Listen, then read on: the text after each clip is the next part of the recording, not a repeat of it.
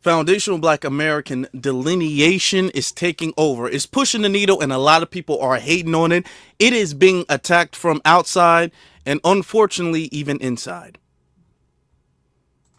The price of freedom is death. We're coming to get our check. Welcome, my brothers and my sisters. I'm your brother Afro. We got some very serious things we got to discuss this evening. So I appreciate you all being here, and I would greatly appreciate y'all hitting that like button, subscribe button, share, all of that stuff. If you feel like this channel deserves it, if you feel like we deserve it, if you feel like you want to increase the channel and the reach and all of that, it really does help. So thank you all for that in advance. I'm going to start off by saying this. This is going to be a very, very important conversation, very important live, because there are some problems that we're seeing. There's progress that we're making, and there's problems that we're seeing that we just got to nip certain things in the bud. And I'm going to say this, I am going to have to be very brutally honest, okay? And this isn't meant to be disrespectful. Y'all know when I start off like that, I got to go there. I really do got to go there if I start off by saying no disrespect, because I'm not going to keep saying no disrespect, no disrespect, no disrespect every 5 seconds. I'm starting it off like that because this is that big of a deal. All right. We have to understand that in the movement for Black empowerment, we have missions that we have to accomplish. We have assignments that we have to accomplish. It's almost as if every era of foundational Black Americans, we all have different assignments. And I've said this before, and I'm going to say this again.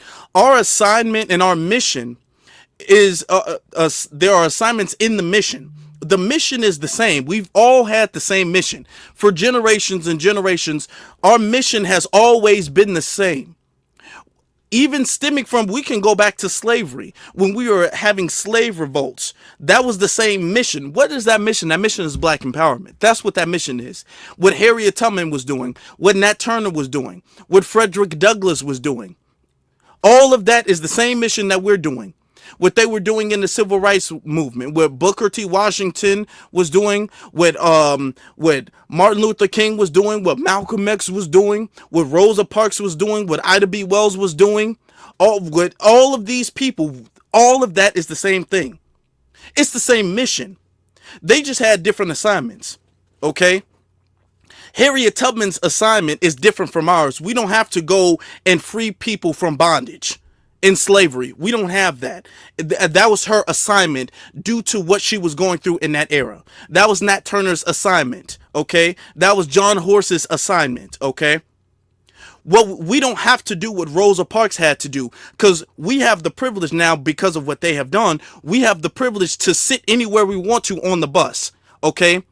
We have the privilege to go into any building we want to, and they can't say no Negroes allowed here. That was their assignment. That was Dr. King and Rosa Parks and the civil rights icons. That's what their assignment was, okay? The assignment to dismantle Jim Crow. That's what their assignment was. That's what Malcolm X's assignment was. That's over now. Now we have a new assignment. It's the same mission. It's not nothing different. It's just a new assignment. Now our assignment is for reparations. That's one of our assignments. That's one of our goals. Okay. Now our assignment is for delineation. Okay. That clears the field and that sanitizes the environment so we can accomplish more. All right. We didn't have the problems that they did, but they didn't have the problems that we have. So their assignment is different from our assignment. So let me be abundantly clear, all right? We are on the same mission. Our mission is still in perfect alignment, okay? The same things that they were doing all the way back when they were freeing themselves from slavery, okay, to Rosa Parks and the civil rights movement, to all of our brothers and sisters who had to fight in the Civil War, all of that. All of this is the same. We're all the same people, with the same mission and the same ultimate goal in mind. All right. So this is why I say what I have to say, because delineation is a part of the overall bigger picture. And if we don't do it, we're missing our assignment. We're missing our mission. This is our mission right now. Okay. Not out of hate, jealousy, anything. Okay, this is strictly business, nothing personal. Now, I'm going to play the copyright disclaimer to establish to YouTube that everything we play thus forth is protected under the guise of fair use. And as I'm doing that, what I would appreciate you all doing is hitting that like button, subscribe button, share button, all of that stuff, and I'll be right back. Copyright disclaimer. Under Section 107 of the Copyright Act 1976, allowance is made for fair use for purposes such as criticism, comment, news reporting, teaching, scholarship, and research. Fair use is a use permitted by copyright statute that might otherwise be infringing. Non-profit, educational, or personal use tips the balance in favor of fair use. Let me get started with this clip right here. Okay. Just getting this out the way. That it was immigrants who built this country. Okay, hold on. We gotta get this stuff nipped in the bud. Now, this is a president of a chapter of the NAACP. Do you guys remember when we were on that assignment to get the NAACP exempt from its tax exempt status? Because the NAACP works as a surrogate for a political party, which they're not supposed to do and be a tax exempt status, but they are, and they're allowed to be tax exempt. All right. And they shouldn't be, because they don't work for the people anymore. They work for a party, and the party doesn't work for the people. All right. So let's play this clip. And this is, I want you to keep in mind, in full context, she is the president of a chapter of the NAACP. All right. And you wonder why the NAACP has not done anything for foundational Black Americans. I just want to start with reminding everyone within the sound of our voices that it was immigrants who built this country. Africans who were enslaved, who had no opportunity for freedom or even freedom of thought, were in fact immigrants. No. And we're going to stop that. Immigrants did not build the country. Immigrants did not build the country, and we're going to stop saying that. No, it was not built. Even if you're going to say Africans, first off, to be very totally honest, even if you want to bring up the 5% of all of the Africans that were enslaved, which is documented history, this is not nothing that we're just making up or even just now recently discovering. This is something that we've discovered a long time ago. But even if you want to say out of all of the immigrants, out of all of the Africans that were taken from Africa and brought to the Americas, the 5% were the only Black people, and they built the country. They're not immigrants. Immigrants leave their country to go to another country. That is what makes you an immigrant. We did not leave anywhere to go anywhere else. There was no America. We built America. We were here well before, over a century before, and this is documented. Because they say slave trade started in 1619. They don't say slavery. Keep in mind, they never say slavery started in 1619.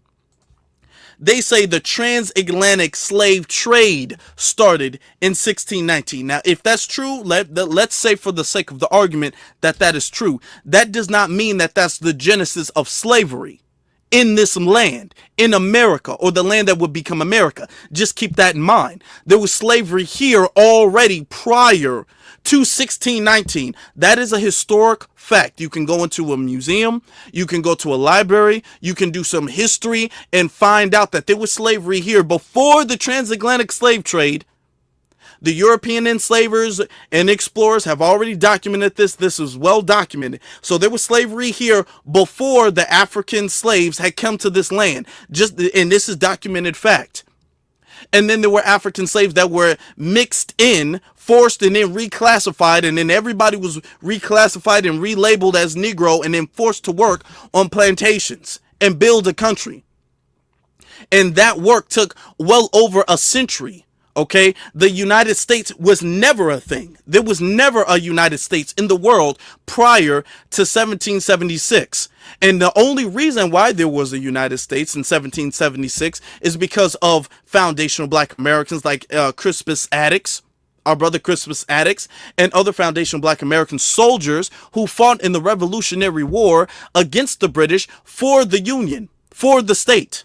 Okay, so there could be a United States, because if you guys didn't know, even though the Crispus Attucks was the first soldier to lose his life in the fight for the Revolutionary War, this is history, y'all. Everything I'm saying you can fact check. I don't even want you to take my word for it. Fact check every single thing I'm saying. And then if I'm wrong, y'all, I want y'all to come back here and say, you know what, Afro, I checked that. That is not true. I don't know why you said that. I want you to check me if I'm wrong. Fact check everything I'm saying.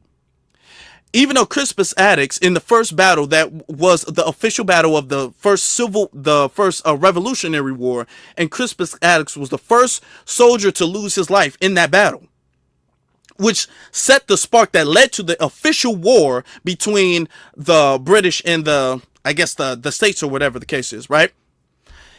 Black people were still, because we were still enslaved during that time, remember, black people were still discriminated from joining in the army and fighting.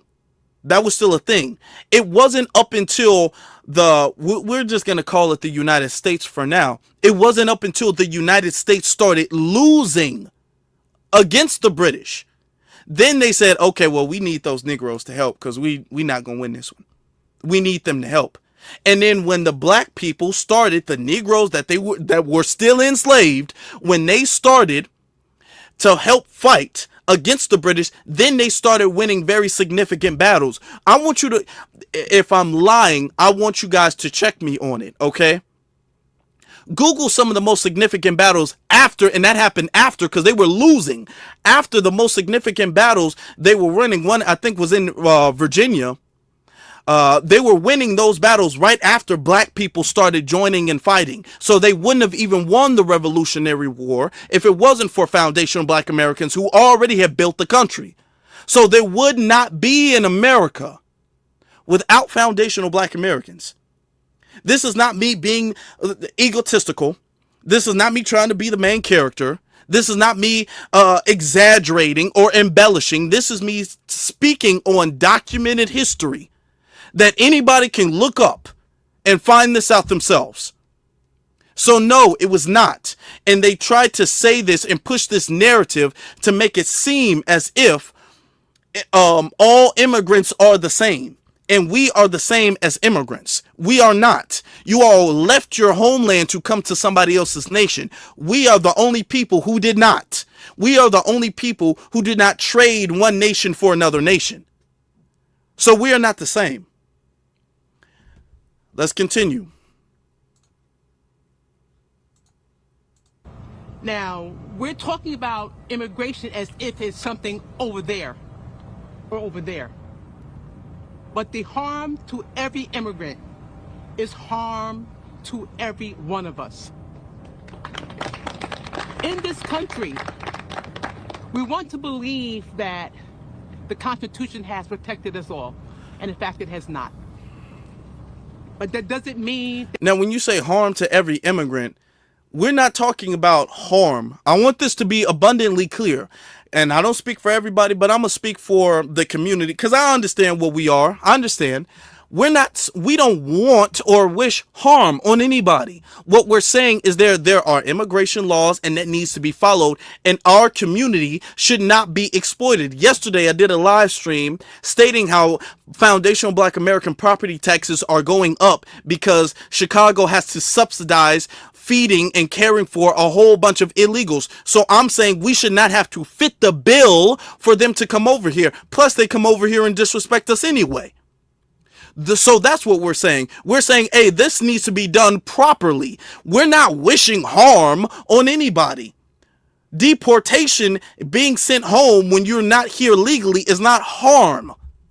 Okay? Because if we went anywhere else in the world illegally, we wouldn't be able to say, hey, you guys are harming me. No, you don't have a right to be in somebody else's country. If we went to Mexico, Venezuela, anywhere in Africa, anywhere in the Caribbean, and they said, hey, you got to go, ain't nobody fighting for our right to stay there.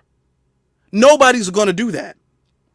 Not there, not in America. And we could not get on the internet and say we're being harmed or our rights are being violated. We wouldn't be able to do that.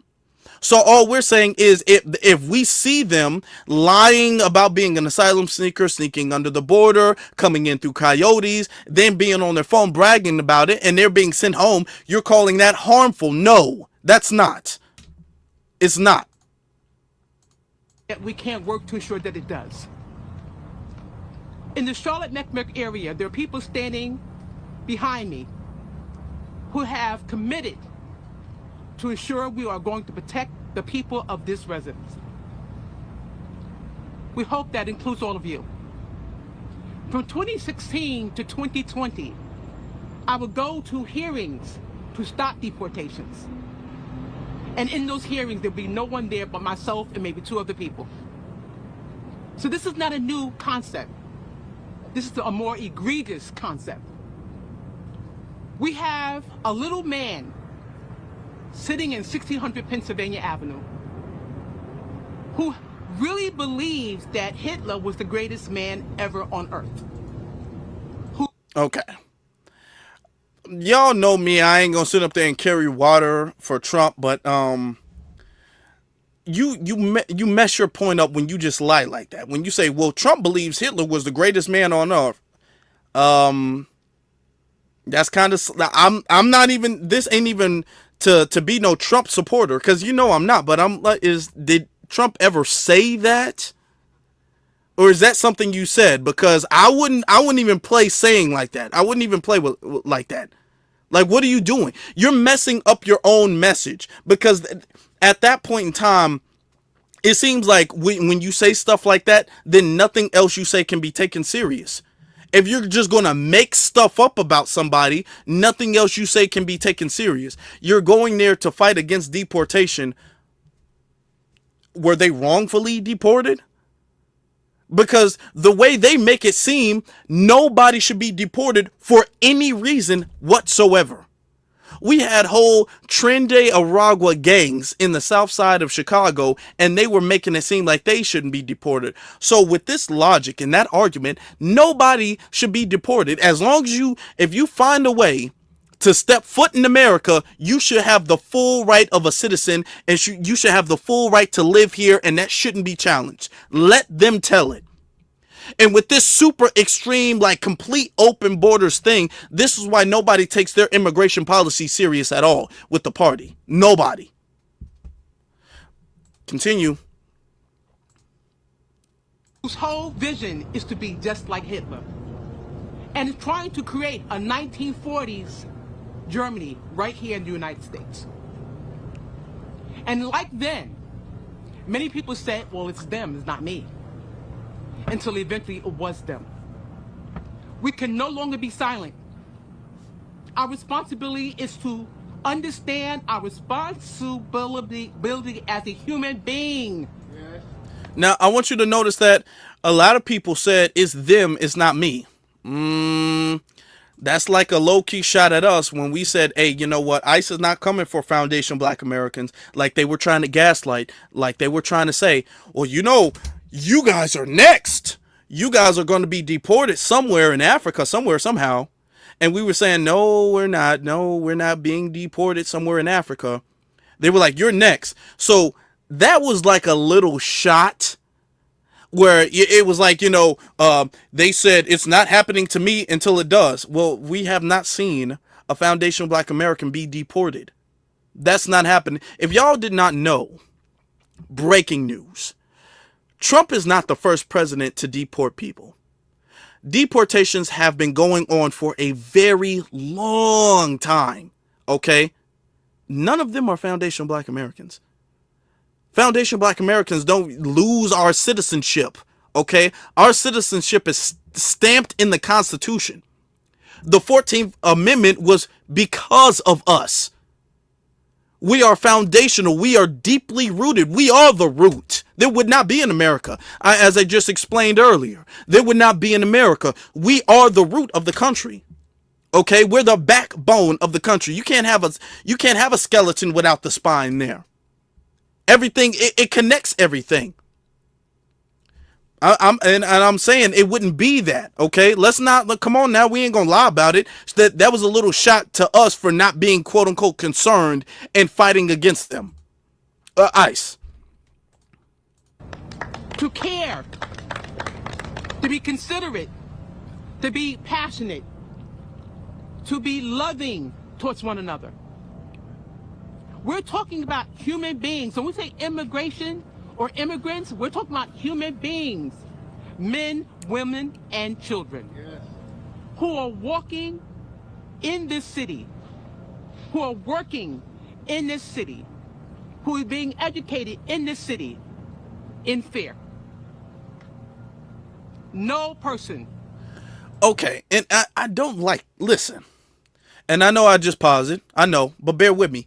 Listen, the thing is that when foundational black Americans, when we were going through the end of segregation and we had little black children going into schools, and now people have our criticisms now, and I understand that, but just follow me. When we were ending segregation and we had black children going into what used to be all white schools, they had a right to be afraid, okay?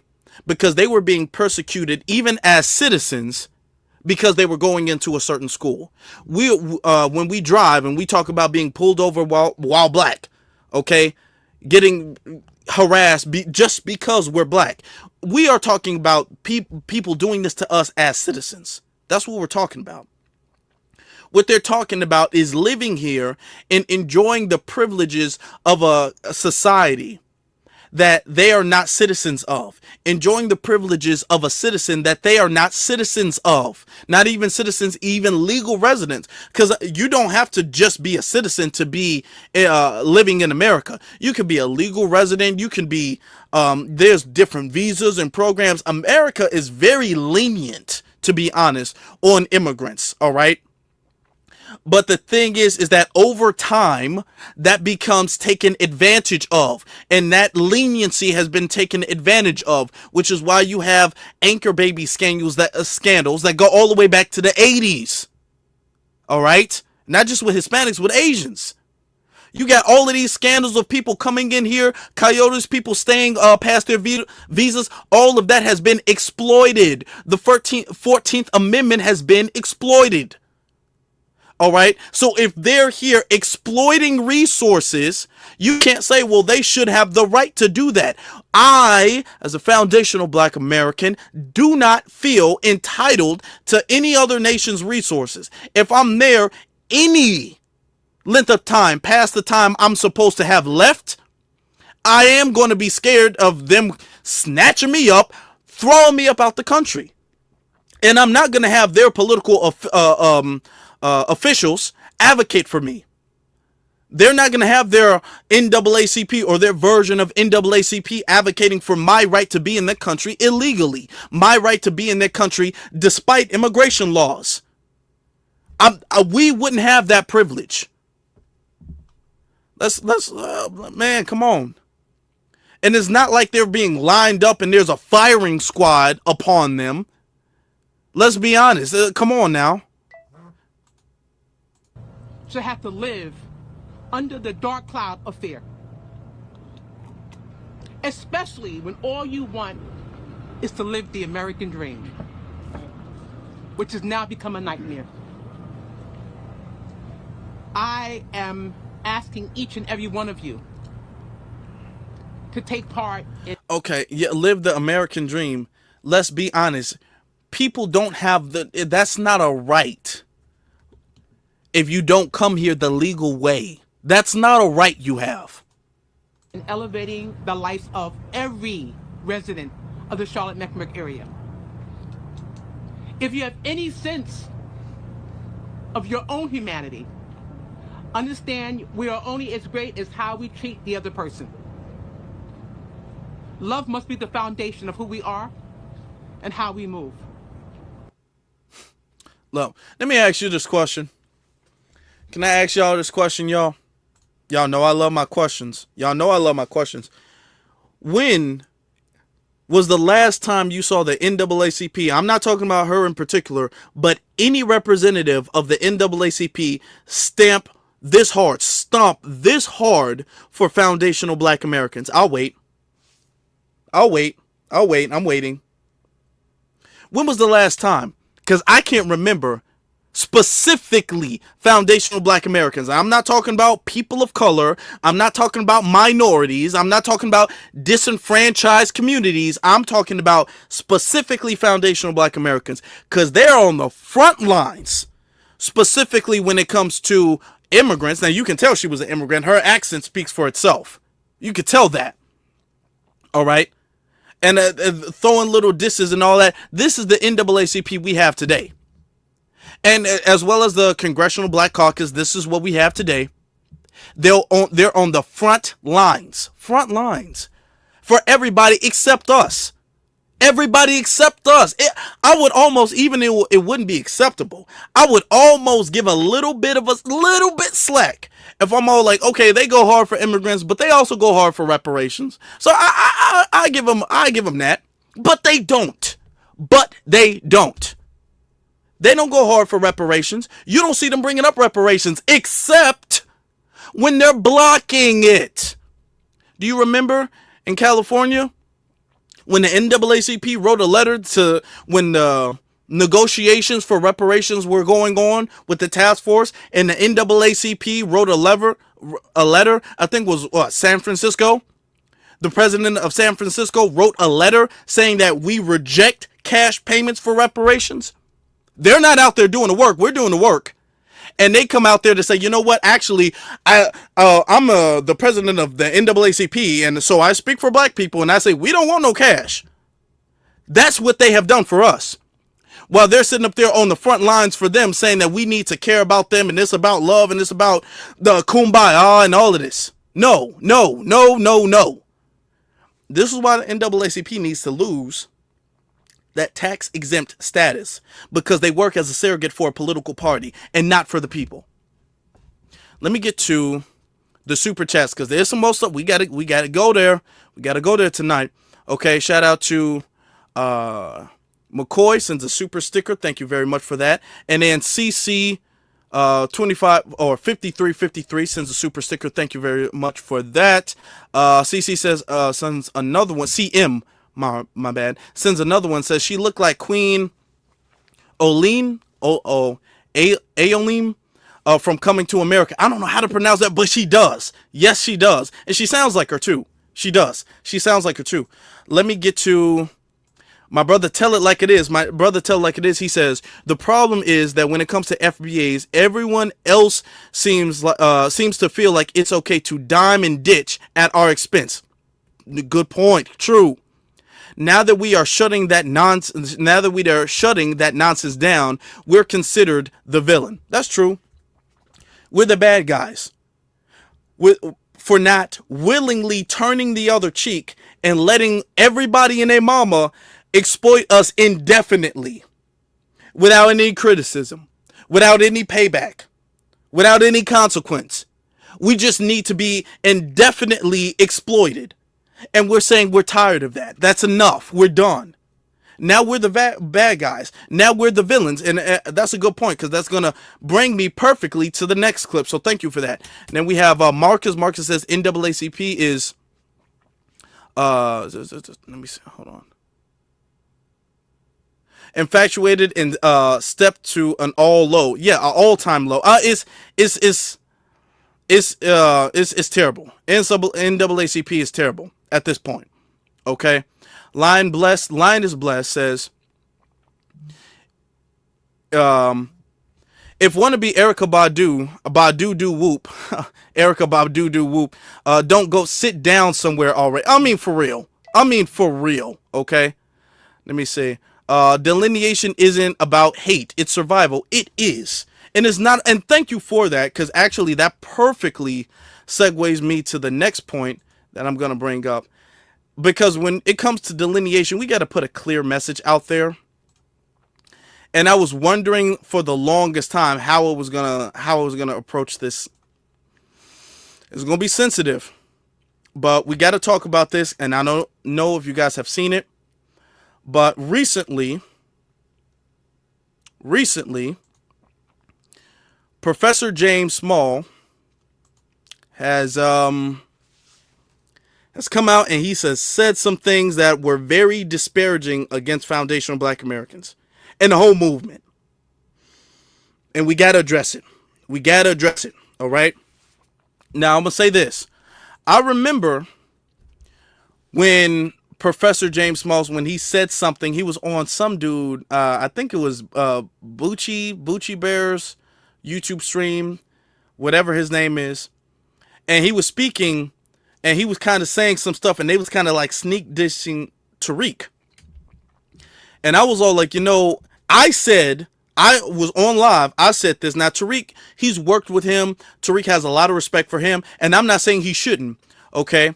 And I'm saying, I'm going to say what I'm going to say. I'm going to be very unapologetic about it, but I'm not going to be too disrespectful, but I am going to say what needs to be said. As from man to man, I'm going to say what needs to be said. I'm going to say the exact same things right now, tonight, live, like I would say if he was right here in front of me. All right.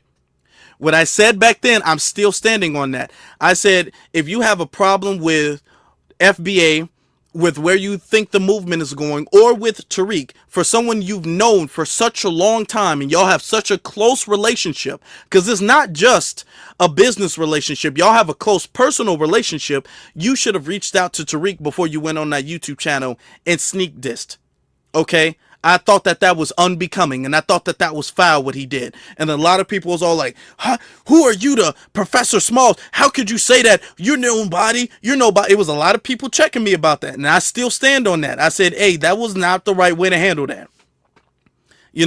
Regardless of what you felt like. Now, he did a live stream with Tariq, and they squared things away. Respect to that. But now he's come out with another video. And he feels very strongly against the movement, and we're gonna have to play this, okay? We're gonna have to play that. But I'm disappointed, but I'm not surprised because I called it then. I said that wasn't cool. I said, especially for someone who's known Tariq for so long, that's not cool. That's not that was kind of off code to me personally. That was the off code way of handling that. So I'm not surprised that we're seeing this now, to be honest. I'm not FBA. Do not support them or their concept or their attack against African peoples or the attack against Pan-Africanism, which shows a lot of ignorance and misunderstanding. I'm an African. And if someone wants to clip that little 2 minutes to try to create a critical negative, let those same person look at the other 100 plus videos that I have on the YouTube. And there's a couple of thousand more videos if you want to really go looking, and you will find they're 100% pro-African, pro-freedom, pro-identity, pro-Pan-Africanism. Okay. The whole I'm not FBA. I'm not FBA. Sir, let me be abundantly clear. FBA is a lineage. You can be Pan-African and be FBA because FBA is a lineage. Pan-Africanism is something you believe. It's not something you're born into. It's something you believe. It's an ideology. Even though they treat the ideology like a religion, it is an ideology. It is not a religion. Let me be abundantly clear with that. So the whole I'm not FBA, I'm a Pan-African, you're treating FBA as if FBA is an ideology. And I don't like that, because you wouldn't treat Black American like that. You wouldn't say I'm not a Black American, I'm Pan-African. You wouldn't treat Black American like that. You wouldn't treat African American like that. You can be Pan-African, you can be a Christian, you can be a Muslim, you can not have a belief at all. You whatever you want to have. You can be Hebrew Israelite, you can be whatever you want. It's about the lineage. As long as you with the lineage, you with the lineage. Okay? That's what that is. Let's continue. Professor James Small is a respected elder. No, that's the. Let me get the longer clip. Let me get the longer clip of that. Hold on. Now I saved the wrong bookmark of that. But as I'm saying, foundational Black Americans. That's not you're saying I don't support the hating and the bashing of Africans. That's not what that is. That's not what we're doing. We're not out here doing that to nobody. Okay. That we're not out here doing that to nobody. We're not out here bashing and beating up. And then you use the word attacking. Why would you are we physically harming them? Are we sabotaging their economics? Are we sabotaging their businesses? Because they will come out there and they will tell us that we don't deserve reparations. They will come out there and they will tell us, let me show you some of the stuff. While I'm pulling up the other things, I got receipts. Okay? We're attacking them and they're coming over here sabotaging us. These are the people coming over here telling us that we don't deserve reparations and we shouldn't get it. Hold on. I just got so many receipts. Let me show y'all this one. Hold on. As I'm concerned, FBAs, pretendians, don't deserve reparations. As far as I'm concerned, FBAs, pretendians, don't deserve reparations. Okay, they claim to be a $5 trillion community, right? But still live on food stamps. So what is reparations going to change? They still depend on the government for everything. Education, housing, feeding, and everything. Transportation, everything. So what's the point of reparations? You already live off the white man.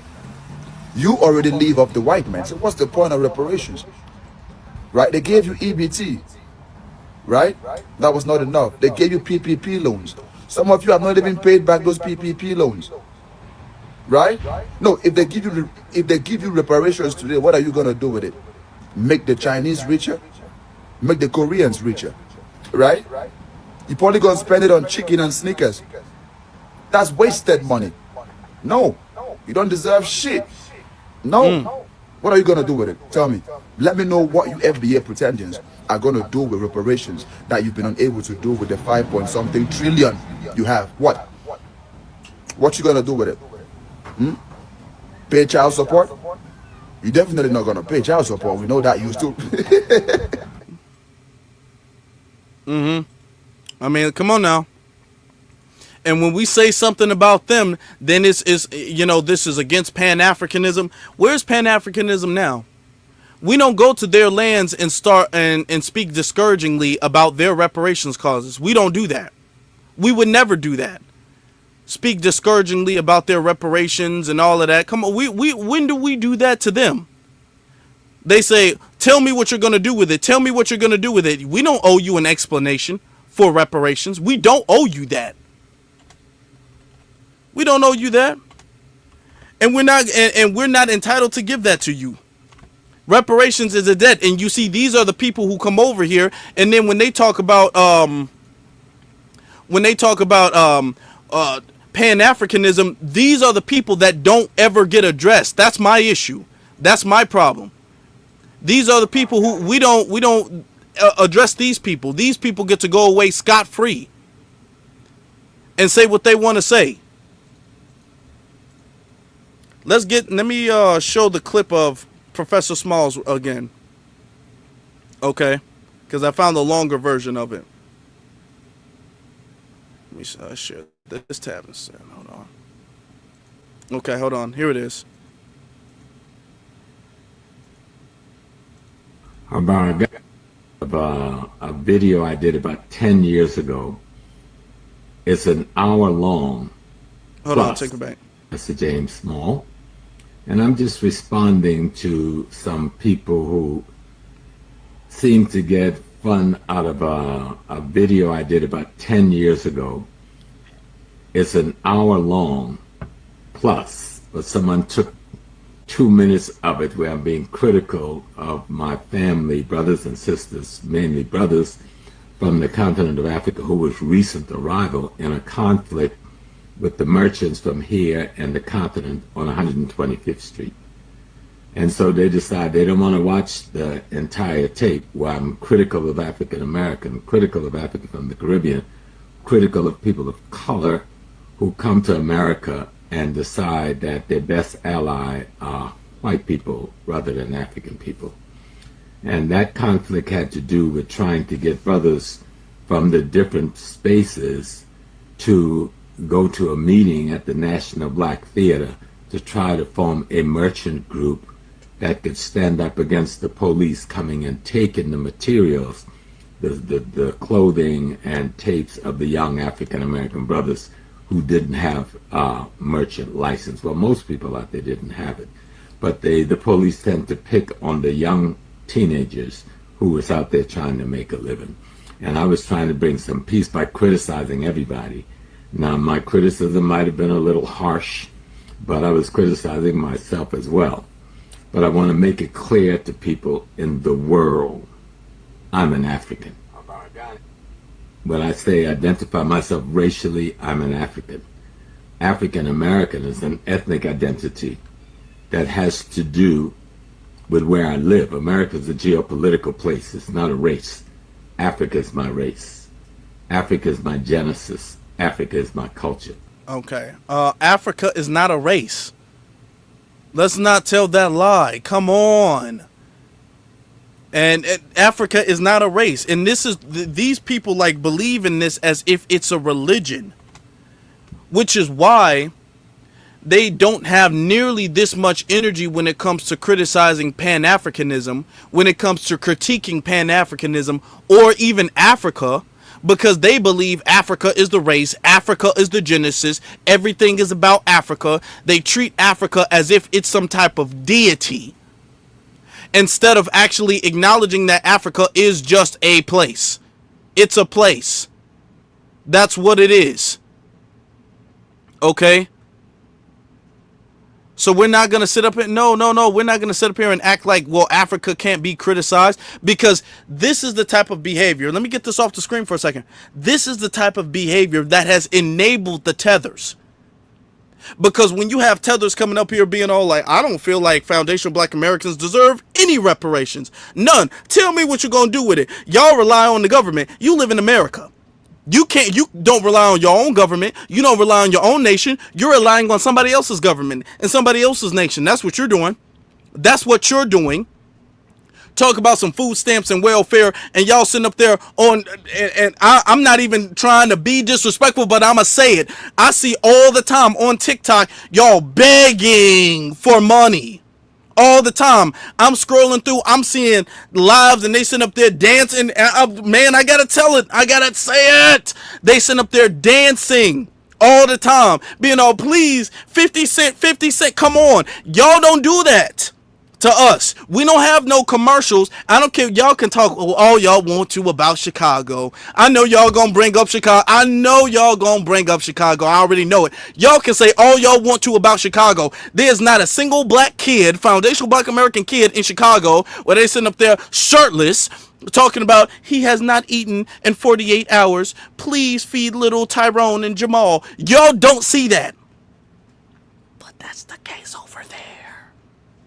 That's the case over there. Oh, we gonna tell the truth tonight. We gonna tell the truth. That's the case over there. And if we say it, then that's xenophobic. How are you gonna say that, brother? How are you gonna? No. Because then the second y'all feel like y'all up, which I don't know why y'all feel like y'all be up. The second y'all feel like y'all up, y'all go around and y'all sit up there, man. We don't need you, man. They send up there getting all disrespectful and all that. No, dude, no, absolutely not. I don't know who they think they feeling like, and y'all don't check them because y'all feel like, well, if Africa is the motherland, then nothing can be said about them. Okay, or even if we do say something about them, we gotta be very soft-handed with it. That's the problem. That's the problem that we have to deal with. Okay. Let me go back to finish the video. And I want to make it clear, I am not ADOS. Do not support them or their concept. I'm not FBA. Do not support them or their concept or their attack against African peoples or the attack against Pan-Africanism, which shows a lot of ignorance and misunderstanding.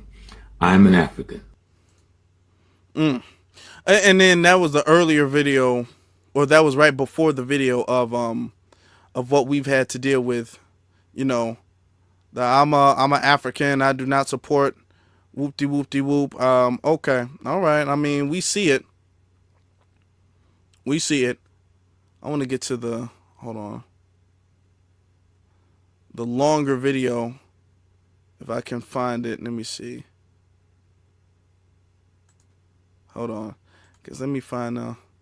Shout out to Nicety Girl. Shout out to our sister Nicety Girl. Shout out to Sincere. Sincere. They did a live stream about it, and I want to see if I can. Cause I thought the whole thing was on Twitter, but apparently it's not. Hold on. Let me see. Hold on. Okay, cause it's a lot. We gotta break it all down. We gotta break it all down. Hold on. I'm trying to see where is the YouTube. They're not actually showing the channel. That's the thing. I don't know if it was taken down from YouTube or something like that, but they're not showing that channel for whatever reason. I cannot find that.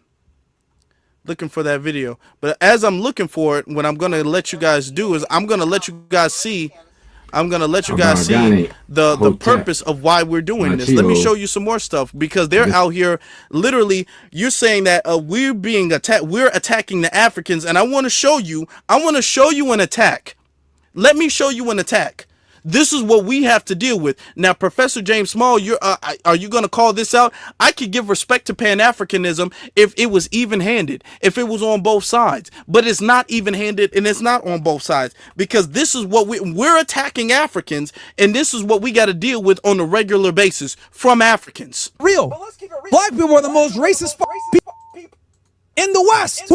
But let's keep it real. Black people are the most racist people in the West. Who can go ahead and use pejorative racial terms with almost zero consequence every time? Black people. Who calls whites crackers all the time with impunity? Black people. Who freaks out if you drop the N-bomb? Black people. They're the biggest ass niggas when it comes to racism and bigotry and all that other. But the reality is that they're the biggest pushers of racism. And the thing is that I'm one of the few people that call you guys out on your double standard. I'm one of the few people that calls you guys out on your how you guys prioritize crime, rap music, jewelry, nice cars, and just to pause it. And you know, Myron, he likes his zaddy. You know, he loves himself a white zaddy. He's all laid up with white men, and that's a thing that you know he's not around black people, because we don't be calling white people crackers. That's not something that we do. Y'all call white people crackers. When? No, we don't. We're way more creative than that. We got a lot of nicknames. I'm not saying we don't call them names. I'm not saying we don't have names for them. But cracker, come on, that's outdated. These are the same people who can't get. They're not hip to the new stuff. They're still lingering on to the word cracker. They're still lingering on to the word African booty scratcher. They're still lingering on to old stuff that nobody uses today. Now, on the other hand, y'all tell us when they call us the N-word, when they call us monkeys, when they call us this, when they call us that, y'all say, well, sticks and stones can break your bones, but words can never hurt you. If words can never hurt you, then why are you so upset if we called them a cracker? Because when they call us the N-word, we should just ignore it. Freedom of speech. Now, Myron, I thought you were an advocate for freedom of speech. So why are you offended when we practice the freedom of speech that you claim we practice against your masters? You're either a freedom of speech absolutist or you're not. Okay? But these are the people. Now, you want to talk about the virtues of Pan-Africanism, then address everybody. That's my thing. Hold everybody equally accountable. But don't sit up there and allow them to go away and you like, I don't see anything. I don't see it. I don't see it. I don't see it. But then the second we respond, be all like, you know what? You see right there, that's wrong. That is wrong. You're working for the CIA. No. Don't do that. No. I ain't gonna play the whole thing because you know Myron, he be going on his rants, but I just want to get to a certain point in here. Which is not going to school, speaking the English language in a bastardized manner, saying ax instead of ask, condemning individuals that get higher than a B on their tests. Oh, you smart, you a loser, nigga. I never got that from an Asian dude. It was only niggas that would say some dumb shit like that. Oh, you smart as shit. Anytime. And all of this stuff, these are white stereotypes. Because foundational black Americans don't be all like, oh, you're smart, you're a loser. No, we don't say that. When do we say that you're smart, you're a loser? That's a stereotype. And that's the stereotype that they have against black people to make it seem like foundational black Americans shame people for being intelligent. But we don't. There's no shame. We don't have shame against people who are intelligent. That's not what we do. That's not who we are. And they all like, well, you shame everybody for being intelligent because black people love being dumb. No, no, and we're not gonna do that. Okay, we are not gonna do that. All right. But let's let it play. I just wanted to get to a certain point. I had some type of violent interactions with niggas, bro, every time. And this is why nobody takes you guys seriously, if I'm going to be all the way honest. That's why people laugh at the Black Panthers, that's why niggas laugh at you FBA niggas. You guys are stupid, bro. This low IQ shit, victimhood, calling people racist when y'all are the biggest pushers of racism. You guys push the very racism that you guys cry about all day. You guys use the pejorative racist terms to everybody else, but then cry when someone says it back to you. Why do you think there's black fatigue right now? Why do you think people are starting to come out and say, fuck it, I'm just going to say what it is? Calling it like it is. Niggas are on camera calling y'all monkeys and shit to y'all faces. Why are they doing that shit now? Because people are tired of you guys. They're getting the fatigue that I've experienced for years now at this point. I've been tired of y'all niggas for a minute, bro. Now the rest of America's catching up. Because you guys treat other people that look like you worse. Everybody's just catching up. I've been doing this for years with you guys. Smart people talk about ideas. Dumb people talk about skin color and racism and all this other bullshit, especially in 2025, when as a colored person, you have more opportunities than anybody else. But niggas always got an excuse for why they're losers. Systemic racism, redlining, police brutality. Oh, man. Bro, thank God for these body cameras. Thank God for these body cameras. Now we can see you dumbasses behave how you really behave. I didn't do nothing. I didn't do nothing. Okay. And that's all I needed to show you. This is what we face. This is what we have to face. People coming over here mocking foundational black Americans who are victims of race soldiers, calling us monkeys, enabling the police, enabling police brutality, enabling white supremacy, working alongside them, okay, being their foot soldiers. Really, that's what they're doing. And then when we say, okay, well, hold on, we gotta establish, we gotta draw some lines somewhere, we get called insecure. We get called agents. We get called Russian bots. We get called all of this. But the same people who will get on a microphone, okay, and I would say this to the professor if the professor was right here, because that was wrong. He was wrong for that. Respectfully, he was wrong. Because the same people who will get in front of the microphone, are you going to address him with the same amount of anger, okay, and with the same passion and condemnation that you do us? Why do we get the condemnation and the finger wagging when we respond to people, but the people who attack us in the first place and instigate the incident never get criticized, never get corrected, never get condemned? I'm asking that question. Let me pull up now. I finally found the longer version of it. It's on Facebook actually.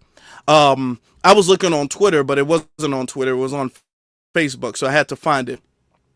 So I'm gonna get to the longer version right here. But you see that we getting called monkeys and all that stuff. But yeah, if we say something about Africa, oh, you just hate being African. Y'all just hate Africa. Why y'all hate Africa so much? That's what we get told. That's what we get. Okay? That's what we get.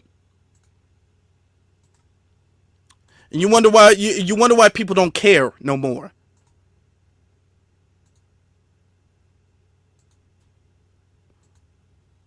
Oh, hold on. This is Professor James Small, and I'm just responding to some people who seem to get fun out of a video I did about 10 years ago. It's an hour long. I'm gonna skip past this part because we already reviewed this. 2 minutes of it where I'm being criticized that they're better. Man, what? Hold on. What is going on? Man, come on, man. Give me that video back. Okay. Oh, God. Oh, God. Give me the damn video back. Okay. No, all right. Oh, hold on. Y'all know they don't like me. Social media don't like me like that.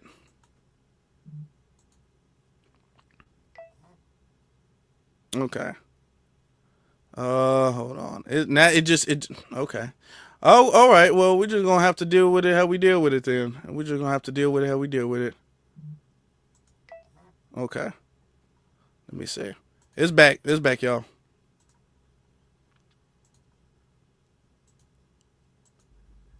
Seemed to get fun out of a video I did about 10 years ago.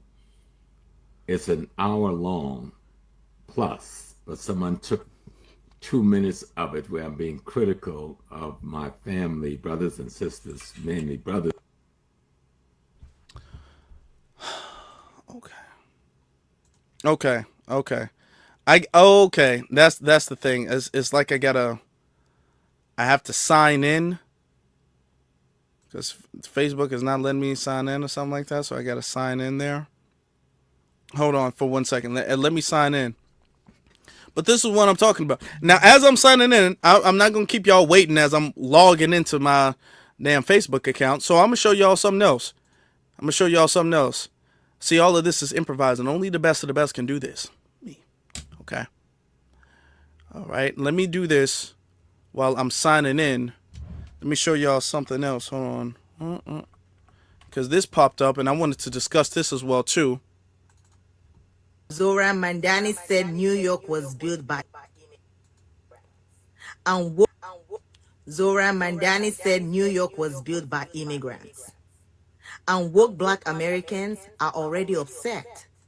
They claim his statement that immigrants built this country is completely wrong. The George Washington Bridge, built by a Swiss immigrant. The Brooklyn Bridge, built by a German immigrant. America wasn't built by one group. It was built by the collective blood, sweat, and sacrifice of many indigenous communities, enslaved Africans. Now, notice she brought up two things. This was well after America was already established as a country. This is not that's not a part of the foundation. You can't come over here and then it's not like y'all built it. Y'all were helping the construction of a bridge. If we go anywhere to Africa and we help the construction of one single bridge or one single building or one single university, whatever you want to call it, we can't sit up there and say, well, we did technically build Africa. Y'all didn't do it. We all did it. No, y'all immigrated here and then y'all got a job. That's what that is. Y'all immigrated after the country was already built and established and came here for a job. And then y'all got one. That's not y'all building the country. And you can't say that, well, that means that the country was built by immigrants. New York. So you mean New York wasn't established before that? New York wasn't a city before that, is what you're saying? Is that what you're saying? But this is what we got to deal with. The disrespect, the lies, the attacks on our history and our lineage. Immigrants and everyday citizens who all shape this country's backbone. Yes, Black Americans made monumental contributions. Black Americans did not build America alone. Their impact is undeniable. But saying we built this country erases... No. There's contributions imply that there were other people doing it. Contributions imply that you guys were here with us doing what we were doing. That's what contributions imply. You can't contribute when you were the only one on the field. When we were the only one doing anything. When we were there doing it against our will. That's not contribution. That's us making it. That's us getting it done. And then y'all came over here and then contribute to things that were already started. And then say, well, we can't deny y'all contribute. Y'all helped. Okay, no, we're not doing that. No. And this stuff does not get checked by the Pan-Africanist. This is what makes me so upset. Because why are you not, if you had the same standard, if you all as Pan-Africanists had boundaries on respect of other people's accomplishments and of other people's lineage, we wouldn't be here right now. But now we're here because you guys had this open door and treated Africa as if it was some god. So now you don't want to criticize them and allowed this problem to escalate to where it is now. Now we got to clean up your mess. So don't say anything about how we're cleaning it up. Let me let it finish while I'm getting out the video. Others who also paid the price of progress. The truth is, America was built by everyone. Saying Black Americans built this country alone, that is just straight up wrong. And first off, you can tell she ain't even been here that long. You can already tell she ain't even been here that long. With that accent being all thick and all, come on, you can already tell that. She ain't been here that long. She ain't been here long enough to be able to talk about, yeah, you know, she literally just got damn, hold on. How do I make this bigger? Okay, because it's in the Reels form. Hold on. I'm getting this clip. She's just gotten here. She just got here. She just got here. And yet, in that we're being criticized for not supporting. No, absolutely not. Absolutely not. Let's see, okay. Now this is signed in. Now we're all signed in here. Hold on. Now I'm pulling it up. Here we go. Get this off the screen. Here we go. It's been a long time, but we're going to get it done tonight. I don't care how long it take me. Okay, because now they can't sign me out like they were doing. Okay, here we go.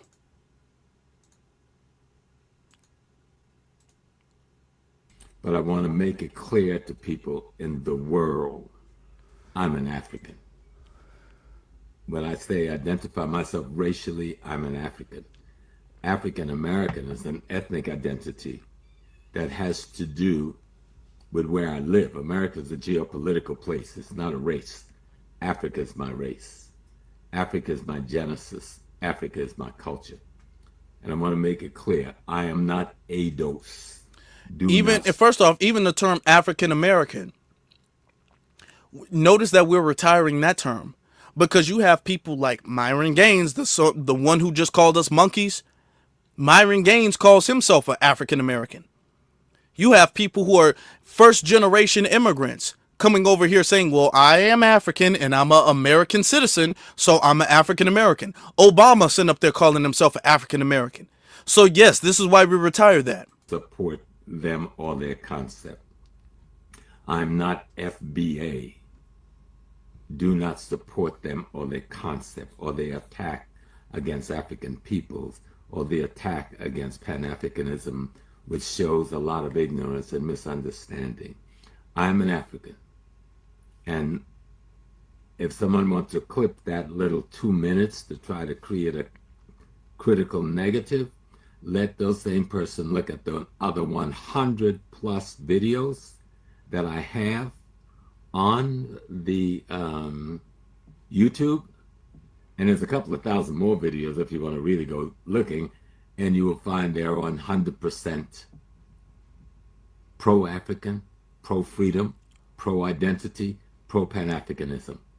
So don't get me confused with yourself, because you're cowards and you're afraid to identify as Africans because you don't want the responsibility to fight for freedom. I'm not a coward. I'm 80 years old. Okay.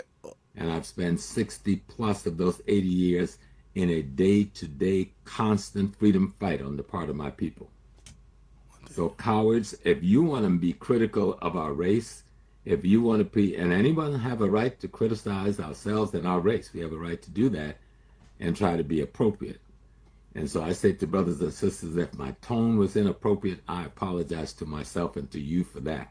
But people are not going to use me to support their backwards, ignorance point of views. Okay. As regard. We're gonna pause that right there. We're gonna pause that. Because I don't. Okay, we're gonna pause that because the whole thing you're calling us cowards. They're coming over here telling us to get over racism. Okay, they're coming over here saying racism ain't so bad and we need to pull ourselves up by our bootstraps. They're coming over here telling us that slavery was a long time ago and we don't deserve reparations. They're coming over here getting in the way. Now, what's interesting about that is that if we said the same thing, because we've always had sellouts, we've always had Uncle Toms, we've Sambos, raccoons, we've had that for the longest time. And if we say that about somebody who's a foundational Black American, that's fine. It's appropriate when we criticize ourselves. We're not cowards then. But if we dare to criticize them, that makes us a coward. We're cowards for criticizing them and what they have done to get in the way. It's not like we're just beating them up just for funds, for laughs and giggles, for chucks and giggles. We're not doing that. If they're coming and they're causing a problem, like Myron, like the other woman, like the other dude, if they're causing a problem and we call that out, how does that make us a coward? That makes us brave. That makes us courageous. Because you're not doing it. It needs to be done. So who's going to do it? Who's going to do it? That's just my question.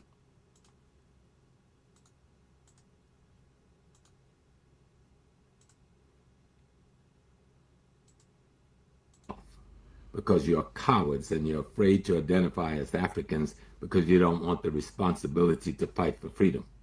I'm not a coward.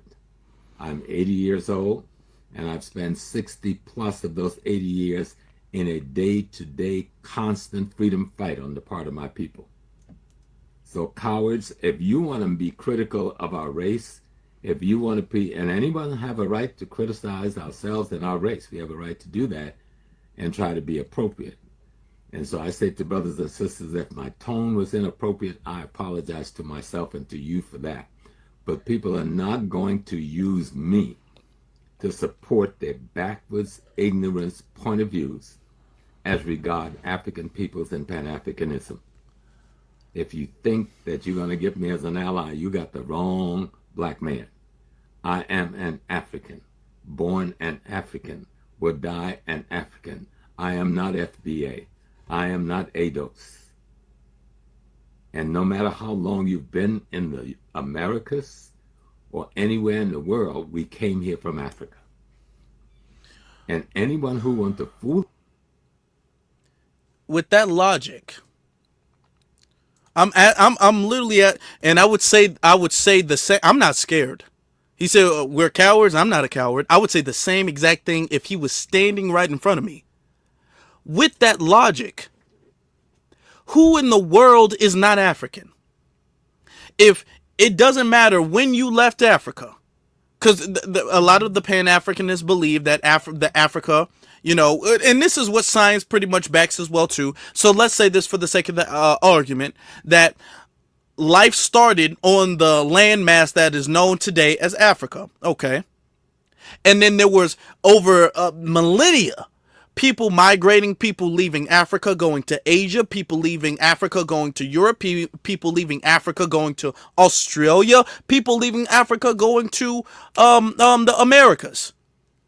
But notice, y'all don't call the Asian people African. Why is that?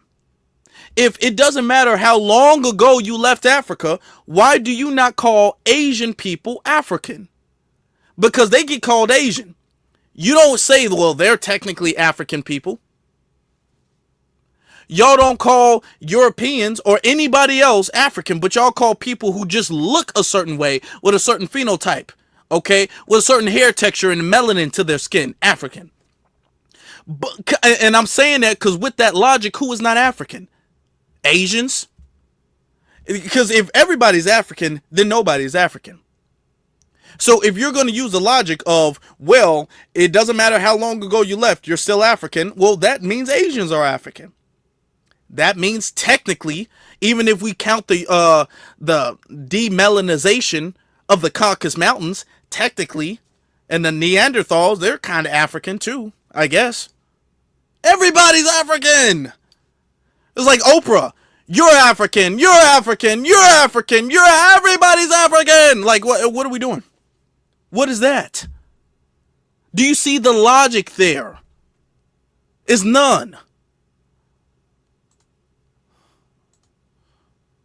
Foolishly give up the identity of their grandmothers and grandfathers and their great-parents. I feel sad for you because slavery and colonialism have impacted you in a greater way than we even think. And yet all of us have been impacted by it. But we need to be clear. Don't try to misuse me, Professor James Small. I do not support your backwards, ignorance, foolish point of view about the family and the race. We are one African people. We will die as one African people, or we will live eternally as one African people. And so I just want to make this clear because I'm sick of watching it regurgitate. And many of them don't understand they have become willing collaborators with the CIA. They've become willing collaborators with the American State Department. They've become willing collaborators with the Zionists that want to disunite African people and want to cause confusion in our ranks. But we are one people. We are one African. Pan-Africanism, which means the unification of people around things African, is my mantra and my philosophy. We've become willing collaborators with the CIA.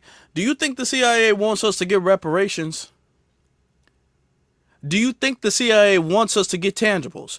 Because last I checked, they were calling us Russian bots for saying no tangibles, no vote. We were the ones doing that. We were the ones who made voting for the couch a thing. We were the ones who've been pushing the needle thus far. It's been the Pan-African ideology that's been keeping us on this treadmill to nowhere. It wasn't until we started delineating to where we started actually going somewhere and having the needle being pushed and actually making some progress that we can see in real time. It wasn't until then. Talking about we working with the CIA for what? What's been going on that the CIA wants us to stop? What have, can I say it? What have the Pan-Africanists been doing that we're stopping? Because you even if we want to delineate, if you don't agree, don't agree. We're not sabotaging anybody. See, that's the difference between what we do and what they do. We're not actually going to CARICOM, for instance. Now, mind you, CARICOM delineates. I guess that's not a problem. It doesn't sound very Pan-African to me, but I guess that's not a problem. CARICOM does it, but but when we do it, whew, no, no, bad. They do it. I mean, it's CARICOM, though. You gotta understand. So that okay, but we don't notice CARICOM. We don't try to sabotage CARICOM. We don't say anything disparaging about CARICOM. Okay. Ibrahim Traore, if I'm pronouncing his name right, in Burkina Faso, when he's trying to get his land liberated from the French, we're not out here trying to sabotage that, trying to interrupt that. You have other Africans who are protesting against him, though. But us here in America, Foundational Black Americans, we're not doing that. We're not out here being backstabbers to other people. All we're saying is, you know what? We need to prioritize our community. We need to make sure that we look after each other and we prioritize our community because it's about time that our community gets the attention and care it deserves. That's all we doing. We're not sabotaging their businesses. We're not sabotaging their reparations. We're not harming them. We're not doing anything negative to them. So even if we were in the wrong, even if we were on the wrong side of history, what damage could we do? If we're just leaving them alone. All we're doing is leaving them alone. How are we working with the CIA? Because the CIA would put us in their communities to mess it up. If we say, hey, we want to be left alone, how does that sound like the CIA? You know what sounds like the CIA is when you put people in a community and have people cosplay and have people disguise to be a member of the group. You know, the same way they did with, the Black Panther Party and all that. Have people pretend to be among you so they can set up traps and set people up and to get in the way. That's what the CIA does. And that's what we're facing now. When we got reparations task force and we got people on the reparations task force saying, well, I just don't know if we could afford reparations. That sounds like the CIA. And then when we do the lineage, we find out where they're from, and they're not from America. They're from some other place. That sounds like the CIA. When you have something happening to George Floyd and then you have somebody like Myron Gaines come out here and say it was fentanyl, that sounds like the CIA. What we're doing don't sound like no CIA. That's never how the CIA has operated, ever.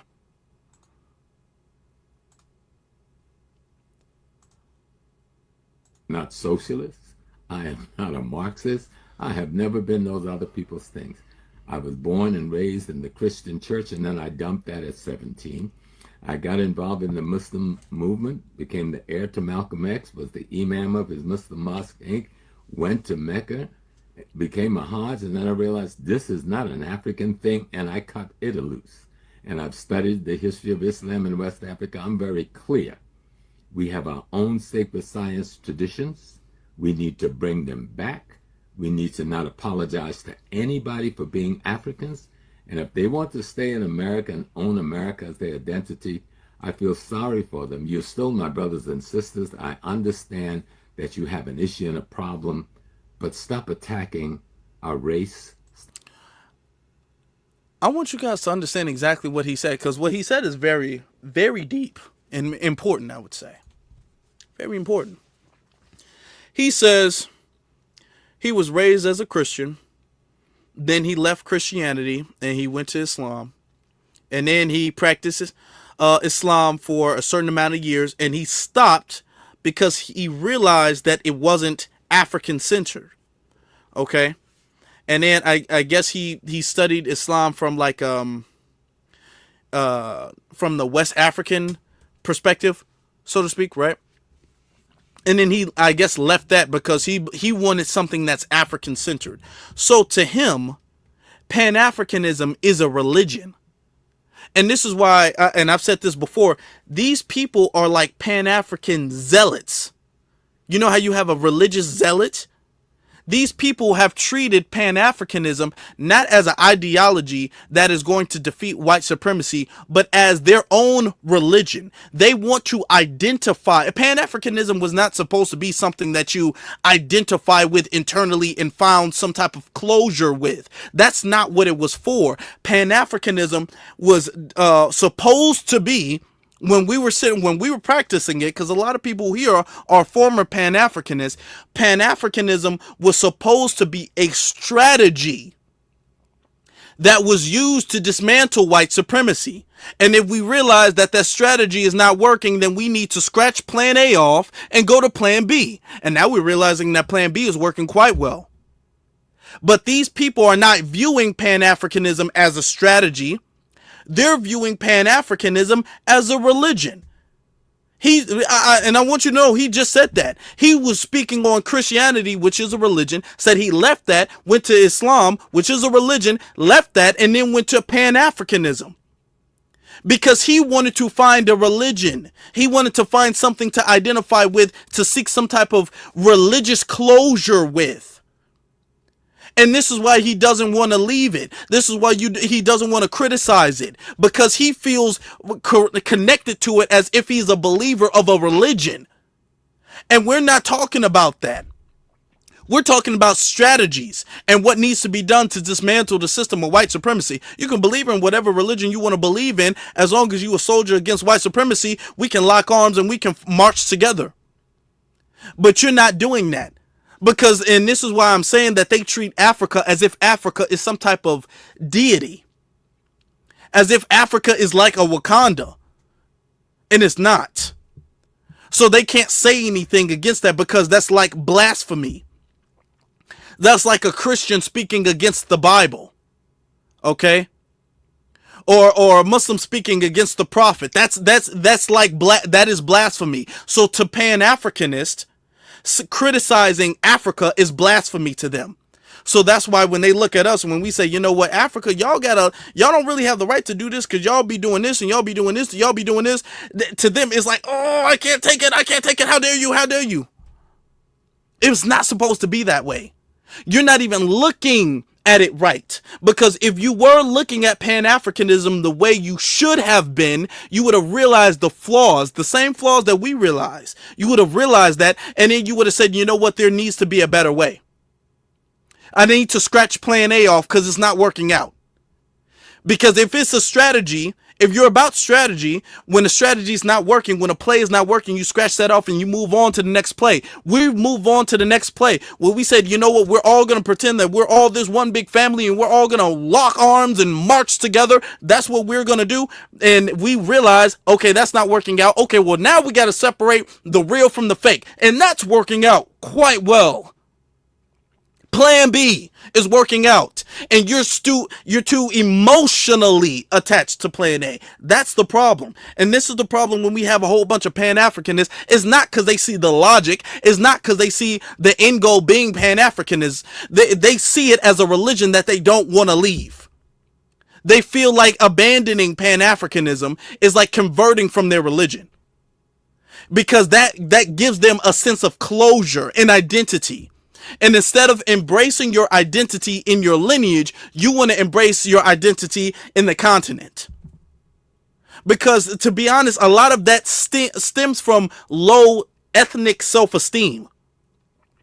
Because there's nothing wrong. If you got a lineage in the continent, you can embrace that. Go ahead. But we have a lineage in the States. We built the States. We have a lineage here, and we're embracing that here. There's nothing wrong with acknowledging that. That doesn't make us insecure, and that doesn't make us that doesn't make us white supremacist adjacent or hateful. This ain't about hate. This is about actually getting something done. And if you had the self-esteem to acknowledge what you have here, you would say, you know what, I wish them the best, and I do. I wish them the best. But I understand my priority is here. My priority is here. This is the priority right now. This is the priority. They have their mission, I have mine. The same way I opened up the live stream saying we all have the same goal. We all have the same agenda. The mission, the end goal, the target is the same, but the assignment is different. Ibrahim Traore, his assignment is in South Africa. My assignment is in the United States of America. I wish him the best, but I got to do what I got to do here. And if you could understand that, you wouldn't be criticizing us and speaking on us in such a disparaging manner. Let's continue. Stop attacking our ancestors. Stop attacking the brothers and sisters that are recent to this country who are just trying to survive. That argument we had on 125th Street, I was overcritical. But if you watch the whole tape, I kicked African Americans in their butts too, trying to get some unity out there so they could form, and they did for a while, form a merchant coalition where they could hold their own against the police and the others on 125th Street. So if you're not out in the street with the people, you won't even have a clue what I'm talking about. But no, don't confuse me. I'm an African. I'm not caught up in your confusion about we were in America first. We were everywhere on the planet first before anybody. We were in China before the Asiatic type came into being. We were in Russia before the Mongolian type came into being. We were in Germany before the Visigoths and the Ostrogoths came out of the caves and the mountains. We were in Australia. We were in Cambodia. We were in Hawaii. We were in Central South America before any other people that can call themselves a race. So why are you so hung up on the fact that some of us may have stumbled up on North America before Columbus got here? Columbus just got here the other day. Well, and this is a contradiction, because that's true. We were everywhere first. But if we were everywhere first, then why are you not calling everybody African? Why does nobody else get badgered and shamed to abandon their lineage and their heritage for this vague, generic African identity? Because you're saying African, you're not even specifying where from in Africa. You don't have a nation, you don't have a tribe, you're just saying African. which is a whole continent. Now, nobody else gets beat up like that. You're not doing that to the Caribbean. You're not doing that to them.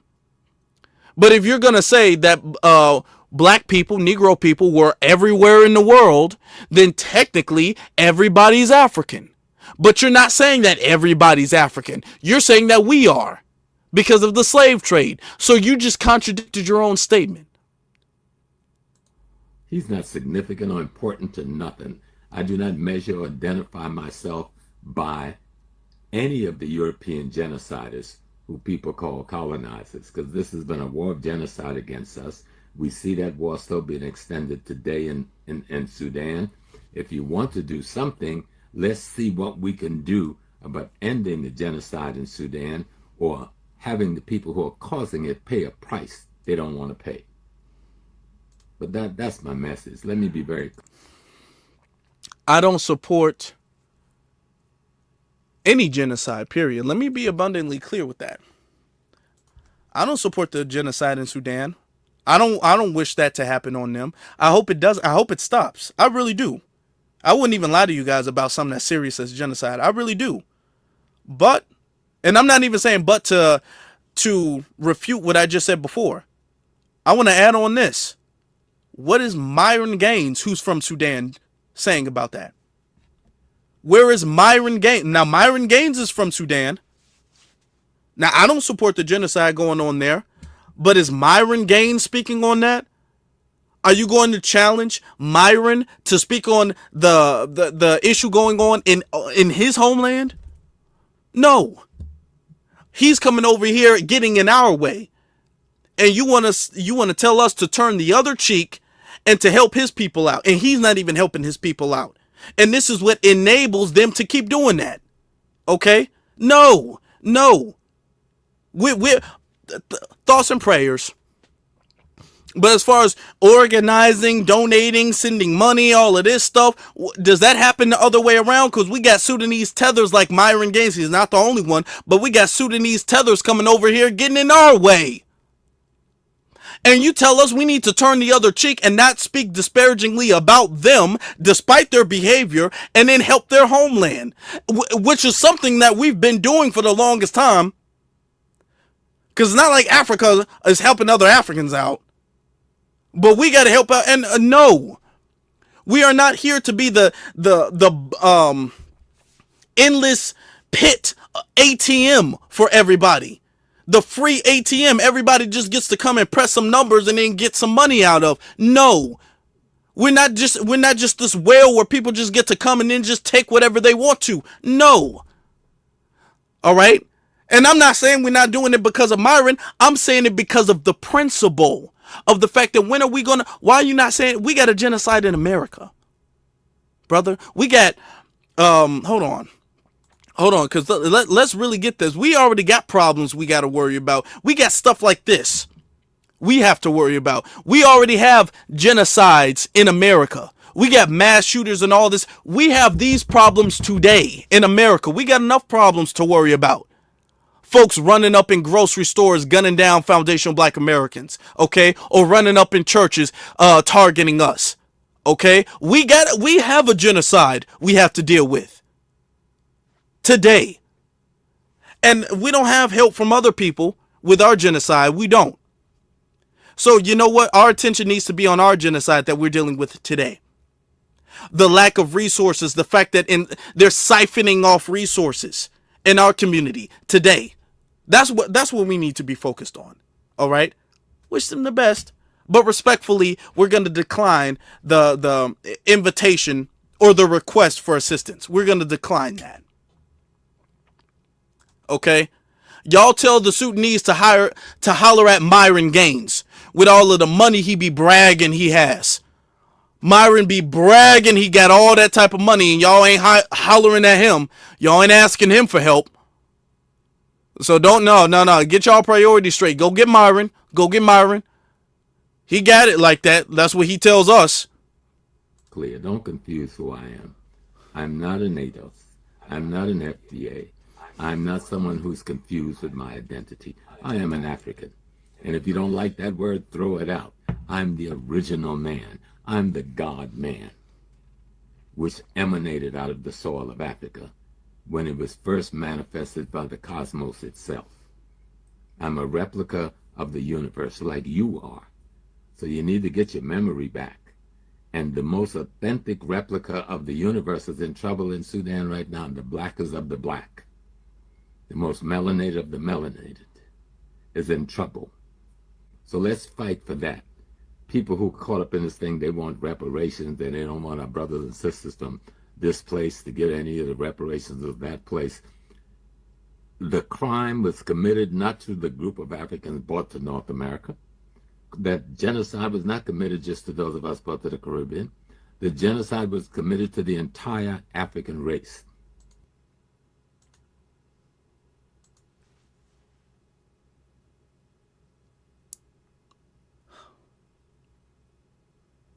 At this point, with all due, this is the problem. This is the problem when people view Pan-Africanism as a religion. I can understand even having love for Africa. I'm not telling, what I try to preach and what I try to establish, okay? I don't tell people what to do, what to believe in, what not to believe in, okay? I don't try and preach for people to hate Africa. I don't want you to hate Africa. I don't hate Africa. I don't want you to hate African people. I want you as a foundational Black American to love yourself, to love your lineage, our lineage, and to love our lineage and ourself and our ethnicity enough to set up healthy boundaries of respect. Because when you love yourself to a certain degree, you're not going to allow certain people to do certain things against you. When you love yourself and have enough self-respect and self-esteem, you're going to set up boundaries that people can't cross, lines that people can't cross. That's all I'm asking. That's all I'm asking. I'm not preaching hate. I'm not out here saying that we should do something or something bad should happen to them. I'm not out here doing that because I don't want that for myself and I don't want that for you all. We're not out here doing that to nobody. Okay? But this is the problem that they have when it comes to the Pan-Africanist. Okay? The whole,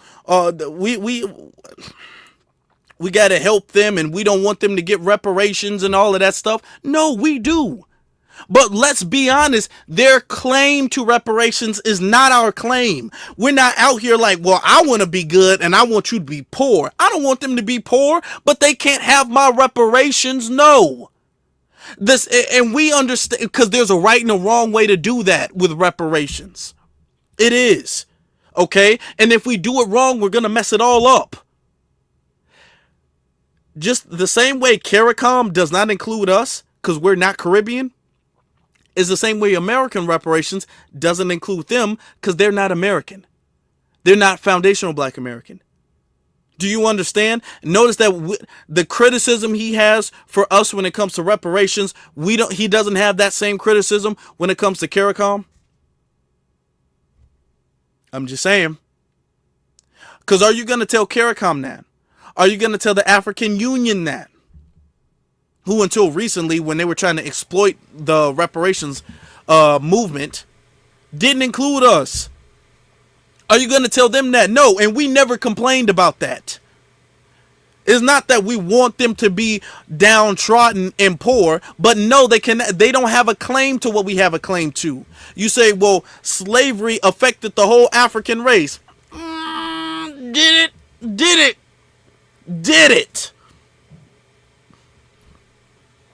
Because those tribes, and this is the whole thing of you treating Africa as if it's some type of deity, you can't hold them accountable because those tribal leaders were complicit.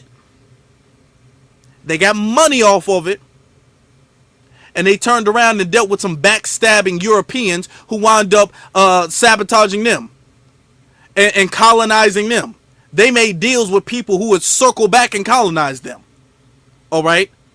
So now we're talking about, yeah, it affected the whole race. Hold on. No. Whoa. No. Let's not do that.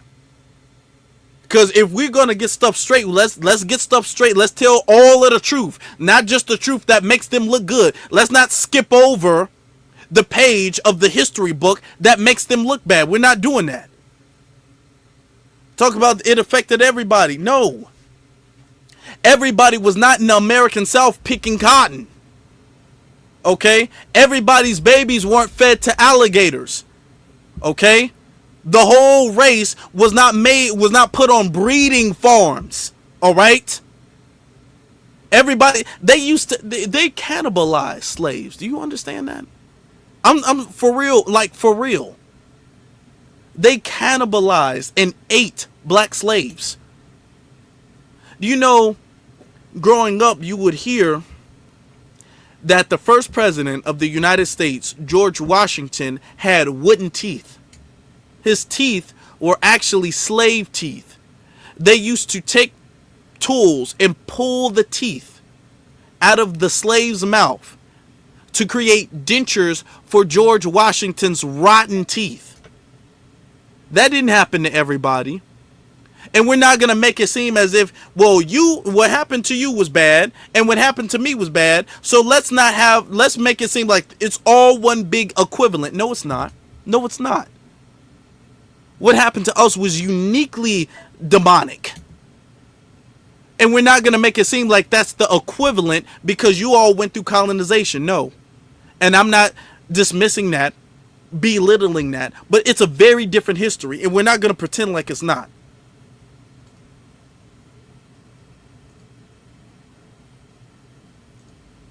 We were ripped from mothers, fathers, uncles, brothers, and sisters, and that pain and that cutting and that breaking and that destruction on them.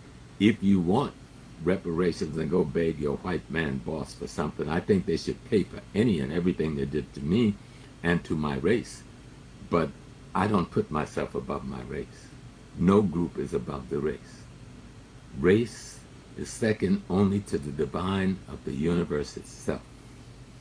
Nothing else is above the race. Even family comes after the race. So let's be clear. I'm an African.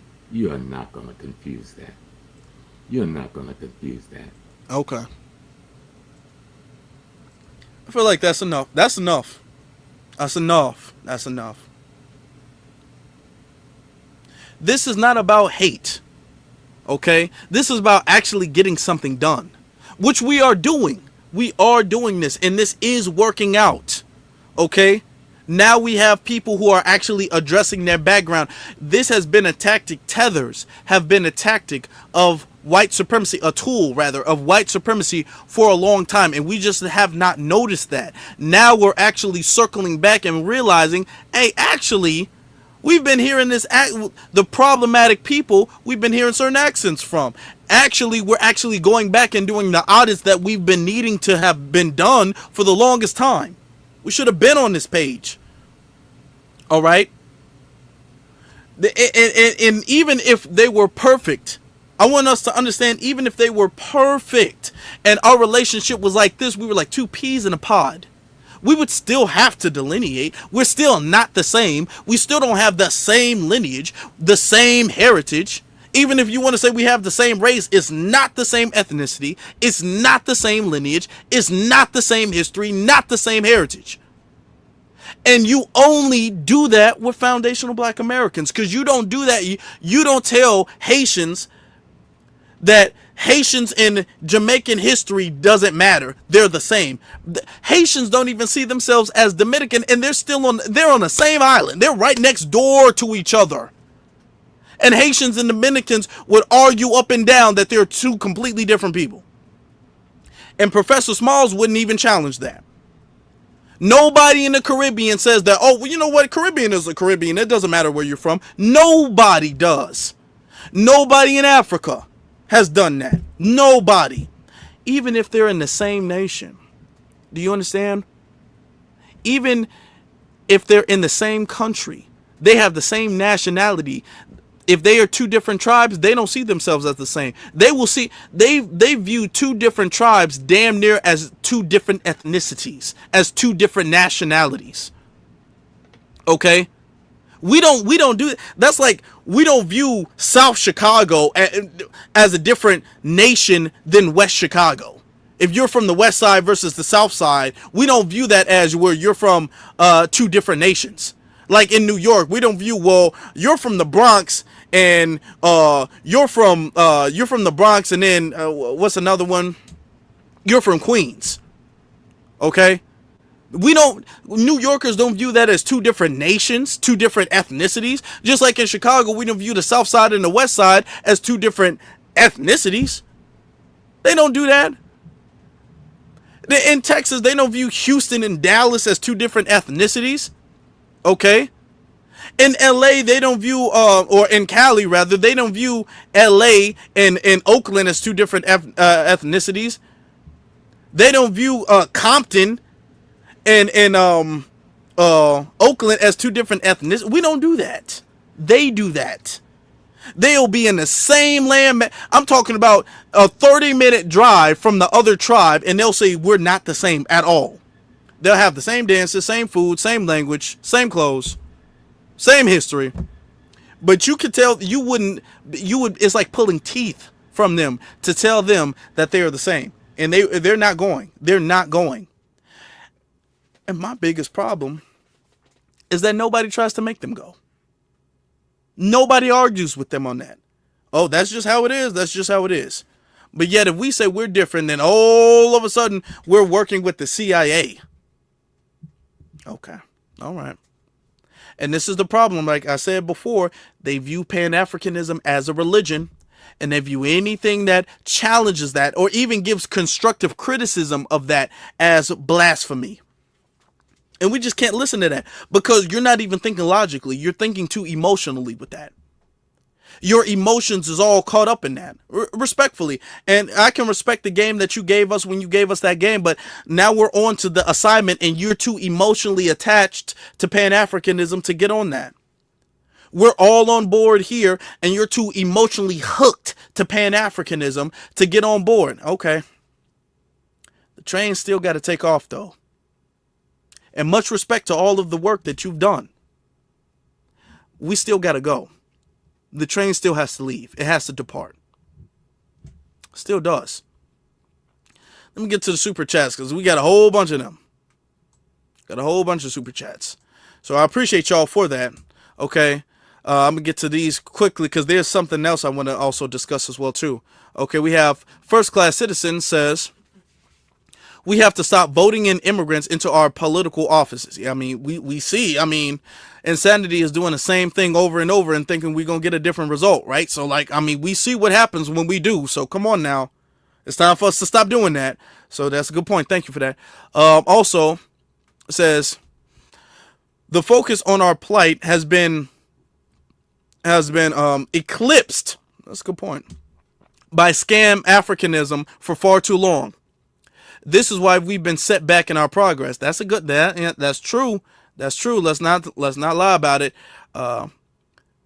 Tree says FBA welcome ICE in Louisiana swamp sweep. Yeah, ICE is everywhere. ICE is doing that, and we're not fighting against that because we understand that they're coming over here and they're not helping our community. They're not doing anything to help us. Okay.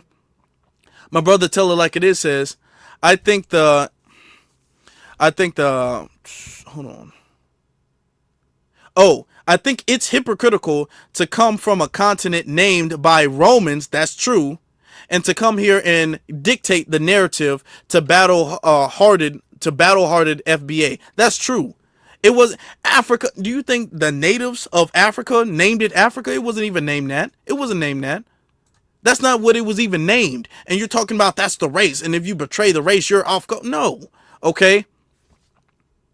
Greatness Rises says, USA gave millions in money, food, etc.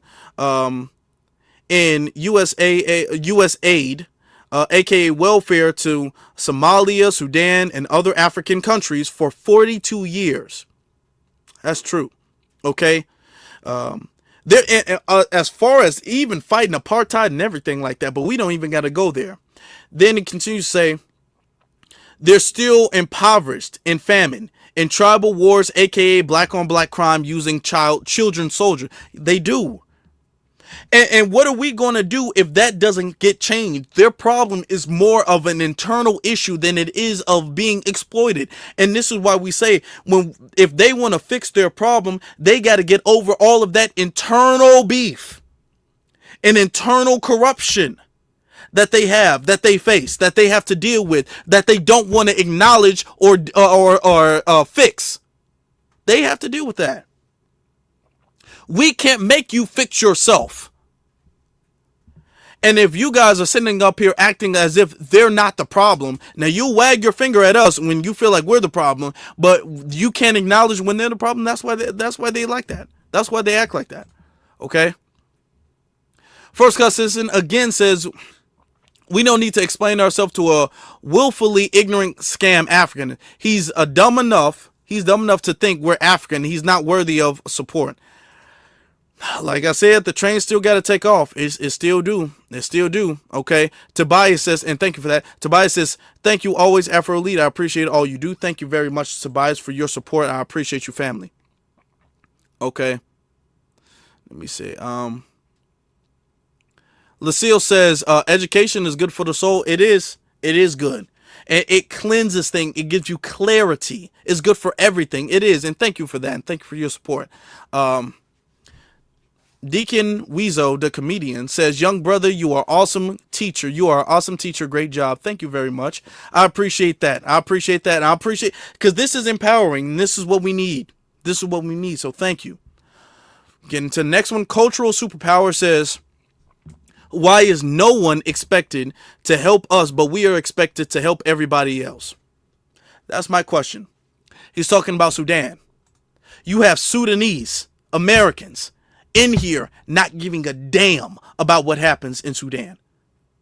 I've never heard Myron ever, despite all of his criticisms of what goes on in America, I've never heard him speak about, hey, we need to send money to Sudan. We need to support Sudan. We need to do this with Sudan. Nothing.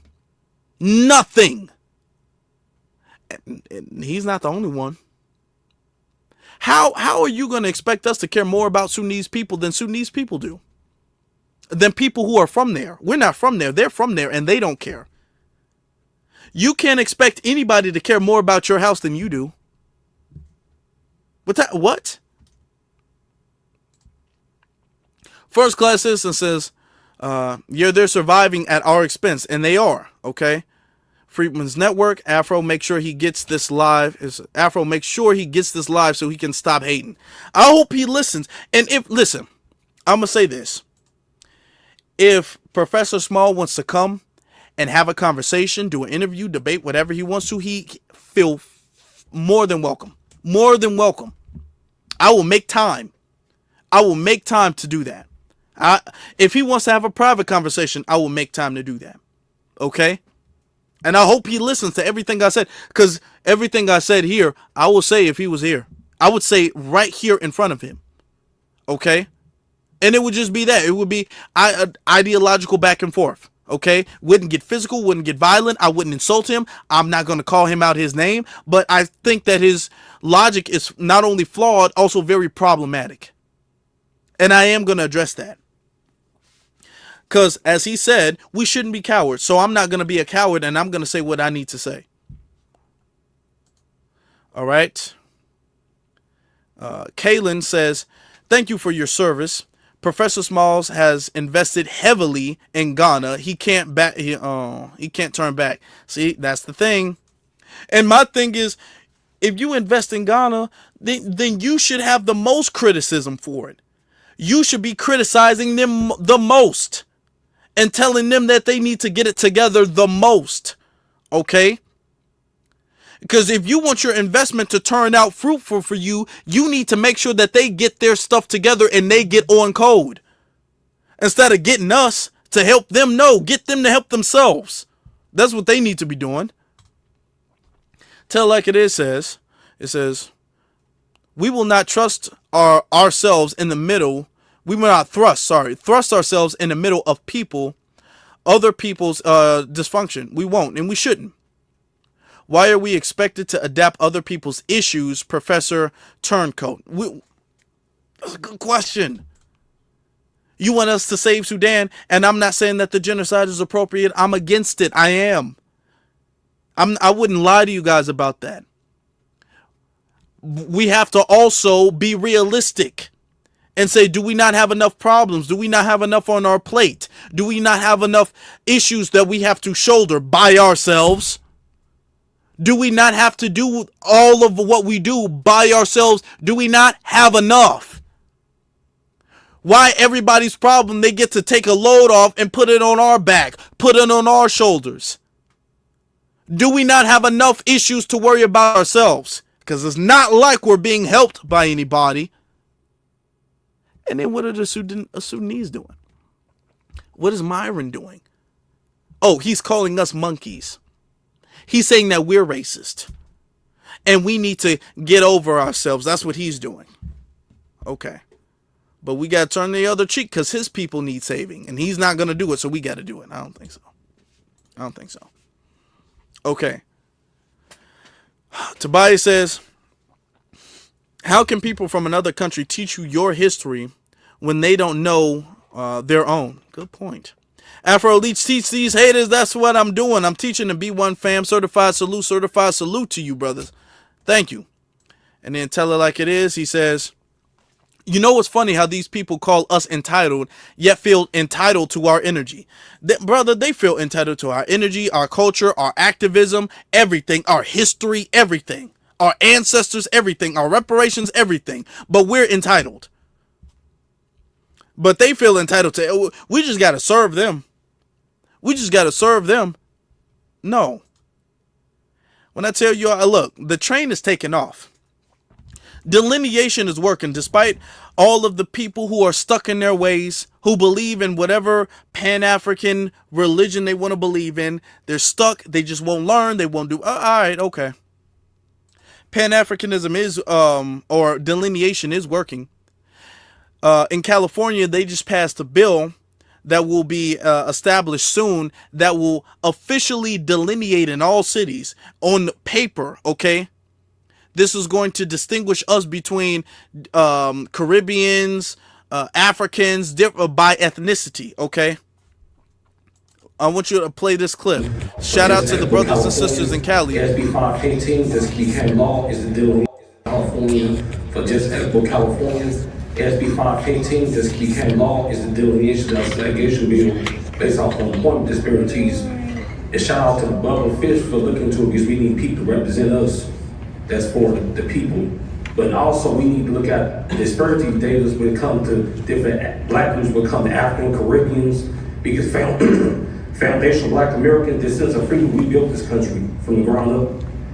This country wasn't built by immigrants, this country was built off the backs of free labor. So we deserve reparations. And also, Culver City was a sundown town. Black people couldn't even come to Culver City at one point in time. So we need Bubba Fish to south for him for making this recommendation, but we definitely need to be heard. Because we're being ethnically cleansed, Culver City, Los Angeles, all the way to the Bay Area.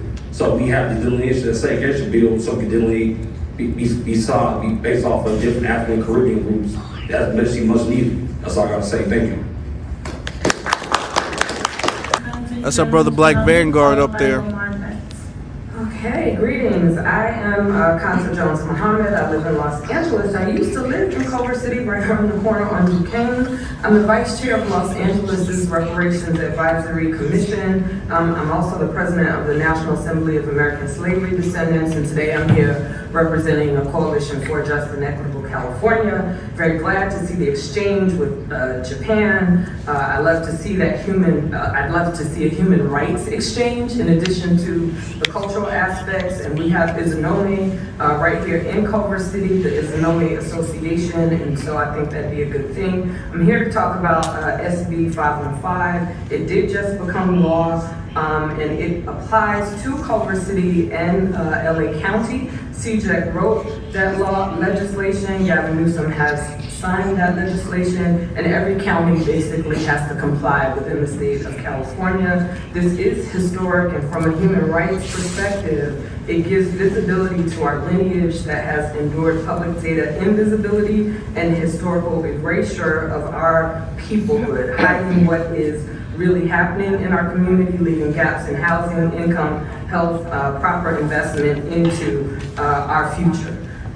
This information is power. Information is power. Allow CJEC to partner with you so that SB 515 has a smooth transition and let it lift up, ensuring long-term finance stability, promoting diversity, equity, and inclusion, and providing high-quality public service within Culver City. Thank you so much.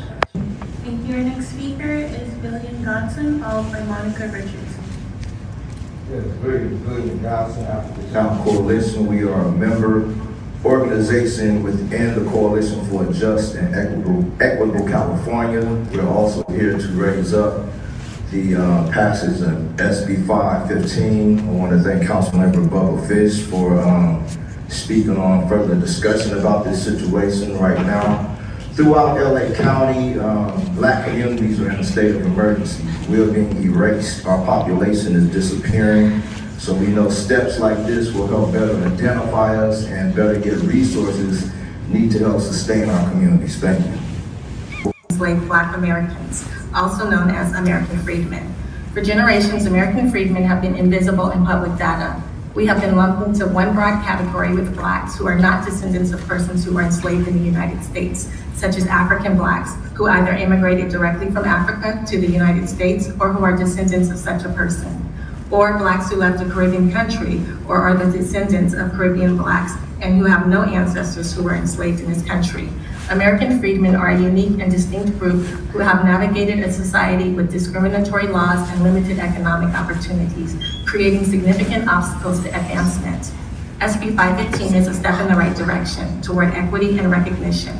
Chattel enslavement treated people as property. Families were torn apart and enslaved people were used as unpaid labor for agriculture, construction, domestic work, which was crucial to the US economy. The system was dehumanizing, stripping individuals of their rights and reducing them to a status equivalent to a possession. SB 515 gives our cities and counties the opportunity to finally understand and act on the specific conditions of Black descendants in our communities. CJEC is here to help. We can provide training, templates, and examples to departments to help understand the law, update form, implement it smoothly and effectively. Thank you for your time and attention to this. Man, shout out, man. First off, round of applause. Round of applause to them. Round of applause. Can we get a round of applause to our brothers and sisters in there? Okay? Standing on business. Standing, making sure they get the job done. Round of applause. Okay? That's how you do it. Because the disaggregation of different people based off of their ethnicity. See, when we were all going as a race, that allows them to cherry pick which communities get which resources. Now, because the data is going to be disaggregated and we're not all going to be under the racial category, now everybody's going to have to stand on their own ethnic category. Now we're going to be able to see who gets what resources, who needs more attention, and as far as hate crimes and all of that. All right. Now solutions are going to be made. So all of these people who are upset about it, all of these people are mad about it. They're mad about it because it's working.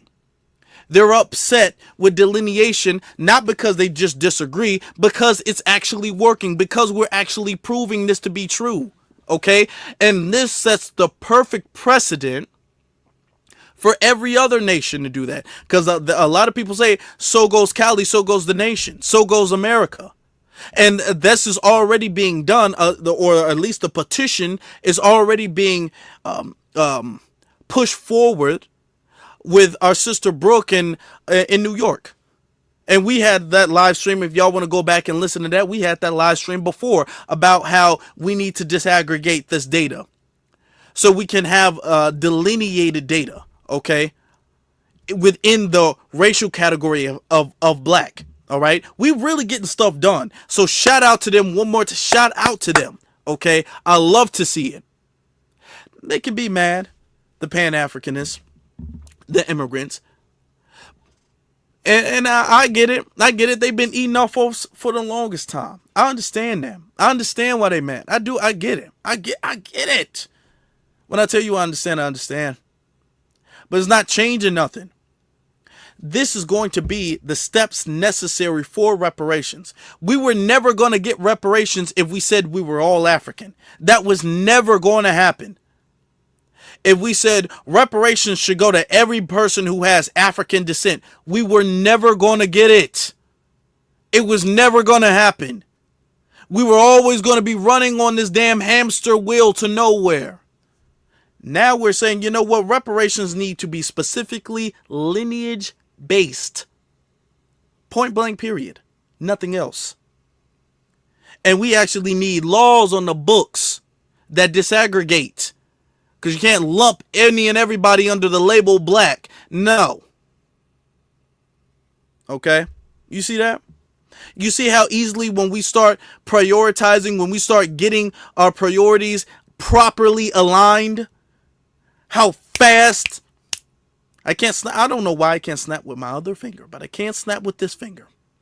How quickly things get done. Instantly. I'm snapping like Thanos with the damn gauntlet. All right. How instantly things get done. This is what we need. This is what we've been needing.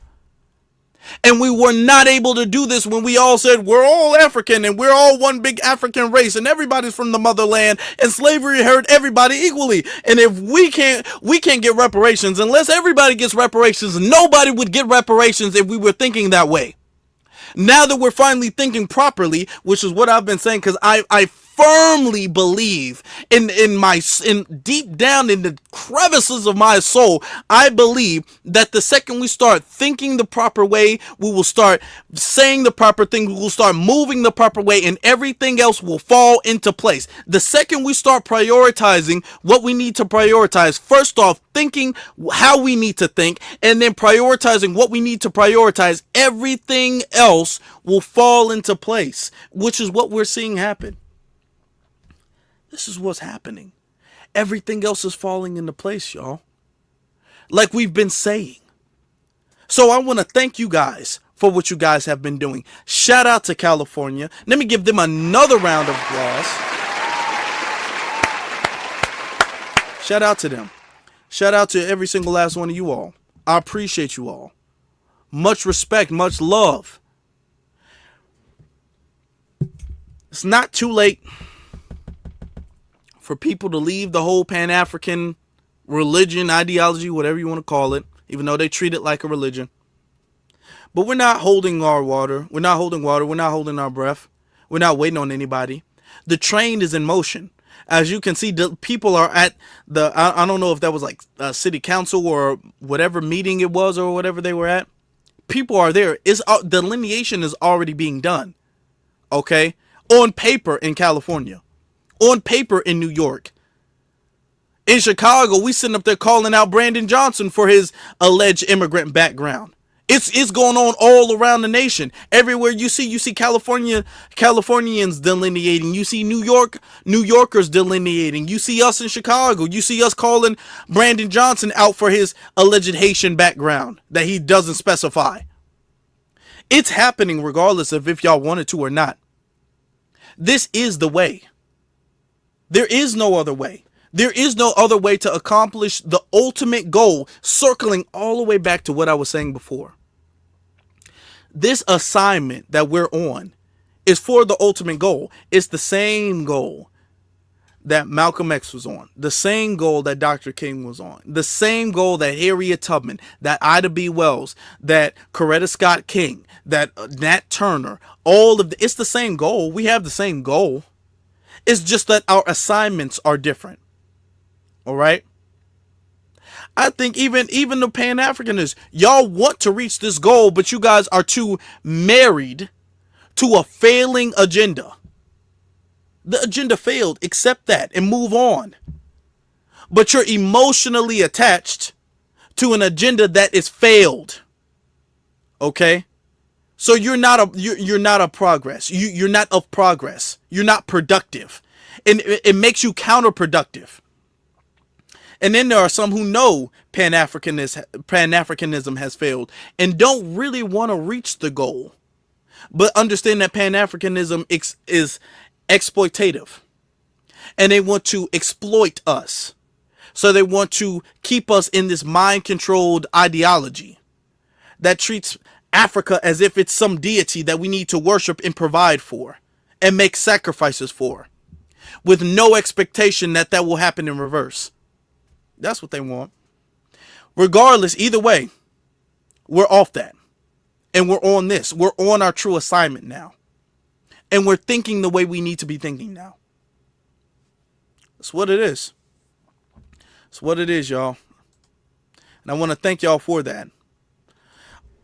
I also want to ask you guys if y'all could do me the honors of hitting that like button. Y'all don't have to, but I would really appreciate it because it does help. Okay? I know a lot of people ask, hit the like button, it helps. It does. As somebody who's been on YouTube for a very long time, well, not a very long time, but a long time, it does help. Hitting that subscribe button does help. Hitting that notification button does help. Leaving a comment does help. Okay? I just made some good investment. I hope y'all like I haven't changed too many things, but if the audio sounds better, it's because I got a new microphone. I want to know what y'all think. I was playing with it a little bit earlier today, adjusting the microphone settings and everything. Hopefully you guys like that. Trying to make it brighter, kind of give that life feeling, that energy feeling and all that stuff. So I'm finally getting it to really, because I had a vision of how I wanted the channel to look and sound. And I've been playing, if you guys notice, sometimes it'd be this light, that light. I've been trying to, it's a vision in my head, and I've been trying to get the channel to look and sound that particular way. And I really think I got it, but I need y'all approval because it's all about what y'all like anyway. So it's all about that. So I need that feedback from the family. All right. And with that being said, my brothers and my sisters, always, okay, because the mission is the same, and it always will be, okay? So black first to every single last one of you all, of course. Thank you all. Thank you all. Thank you for watching and listening.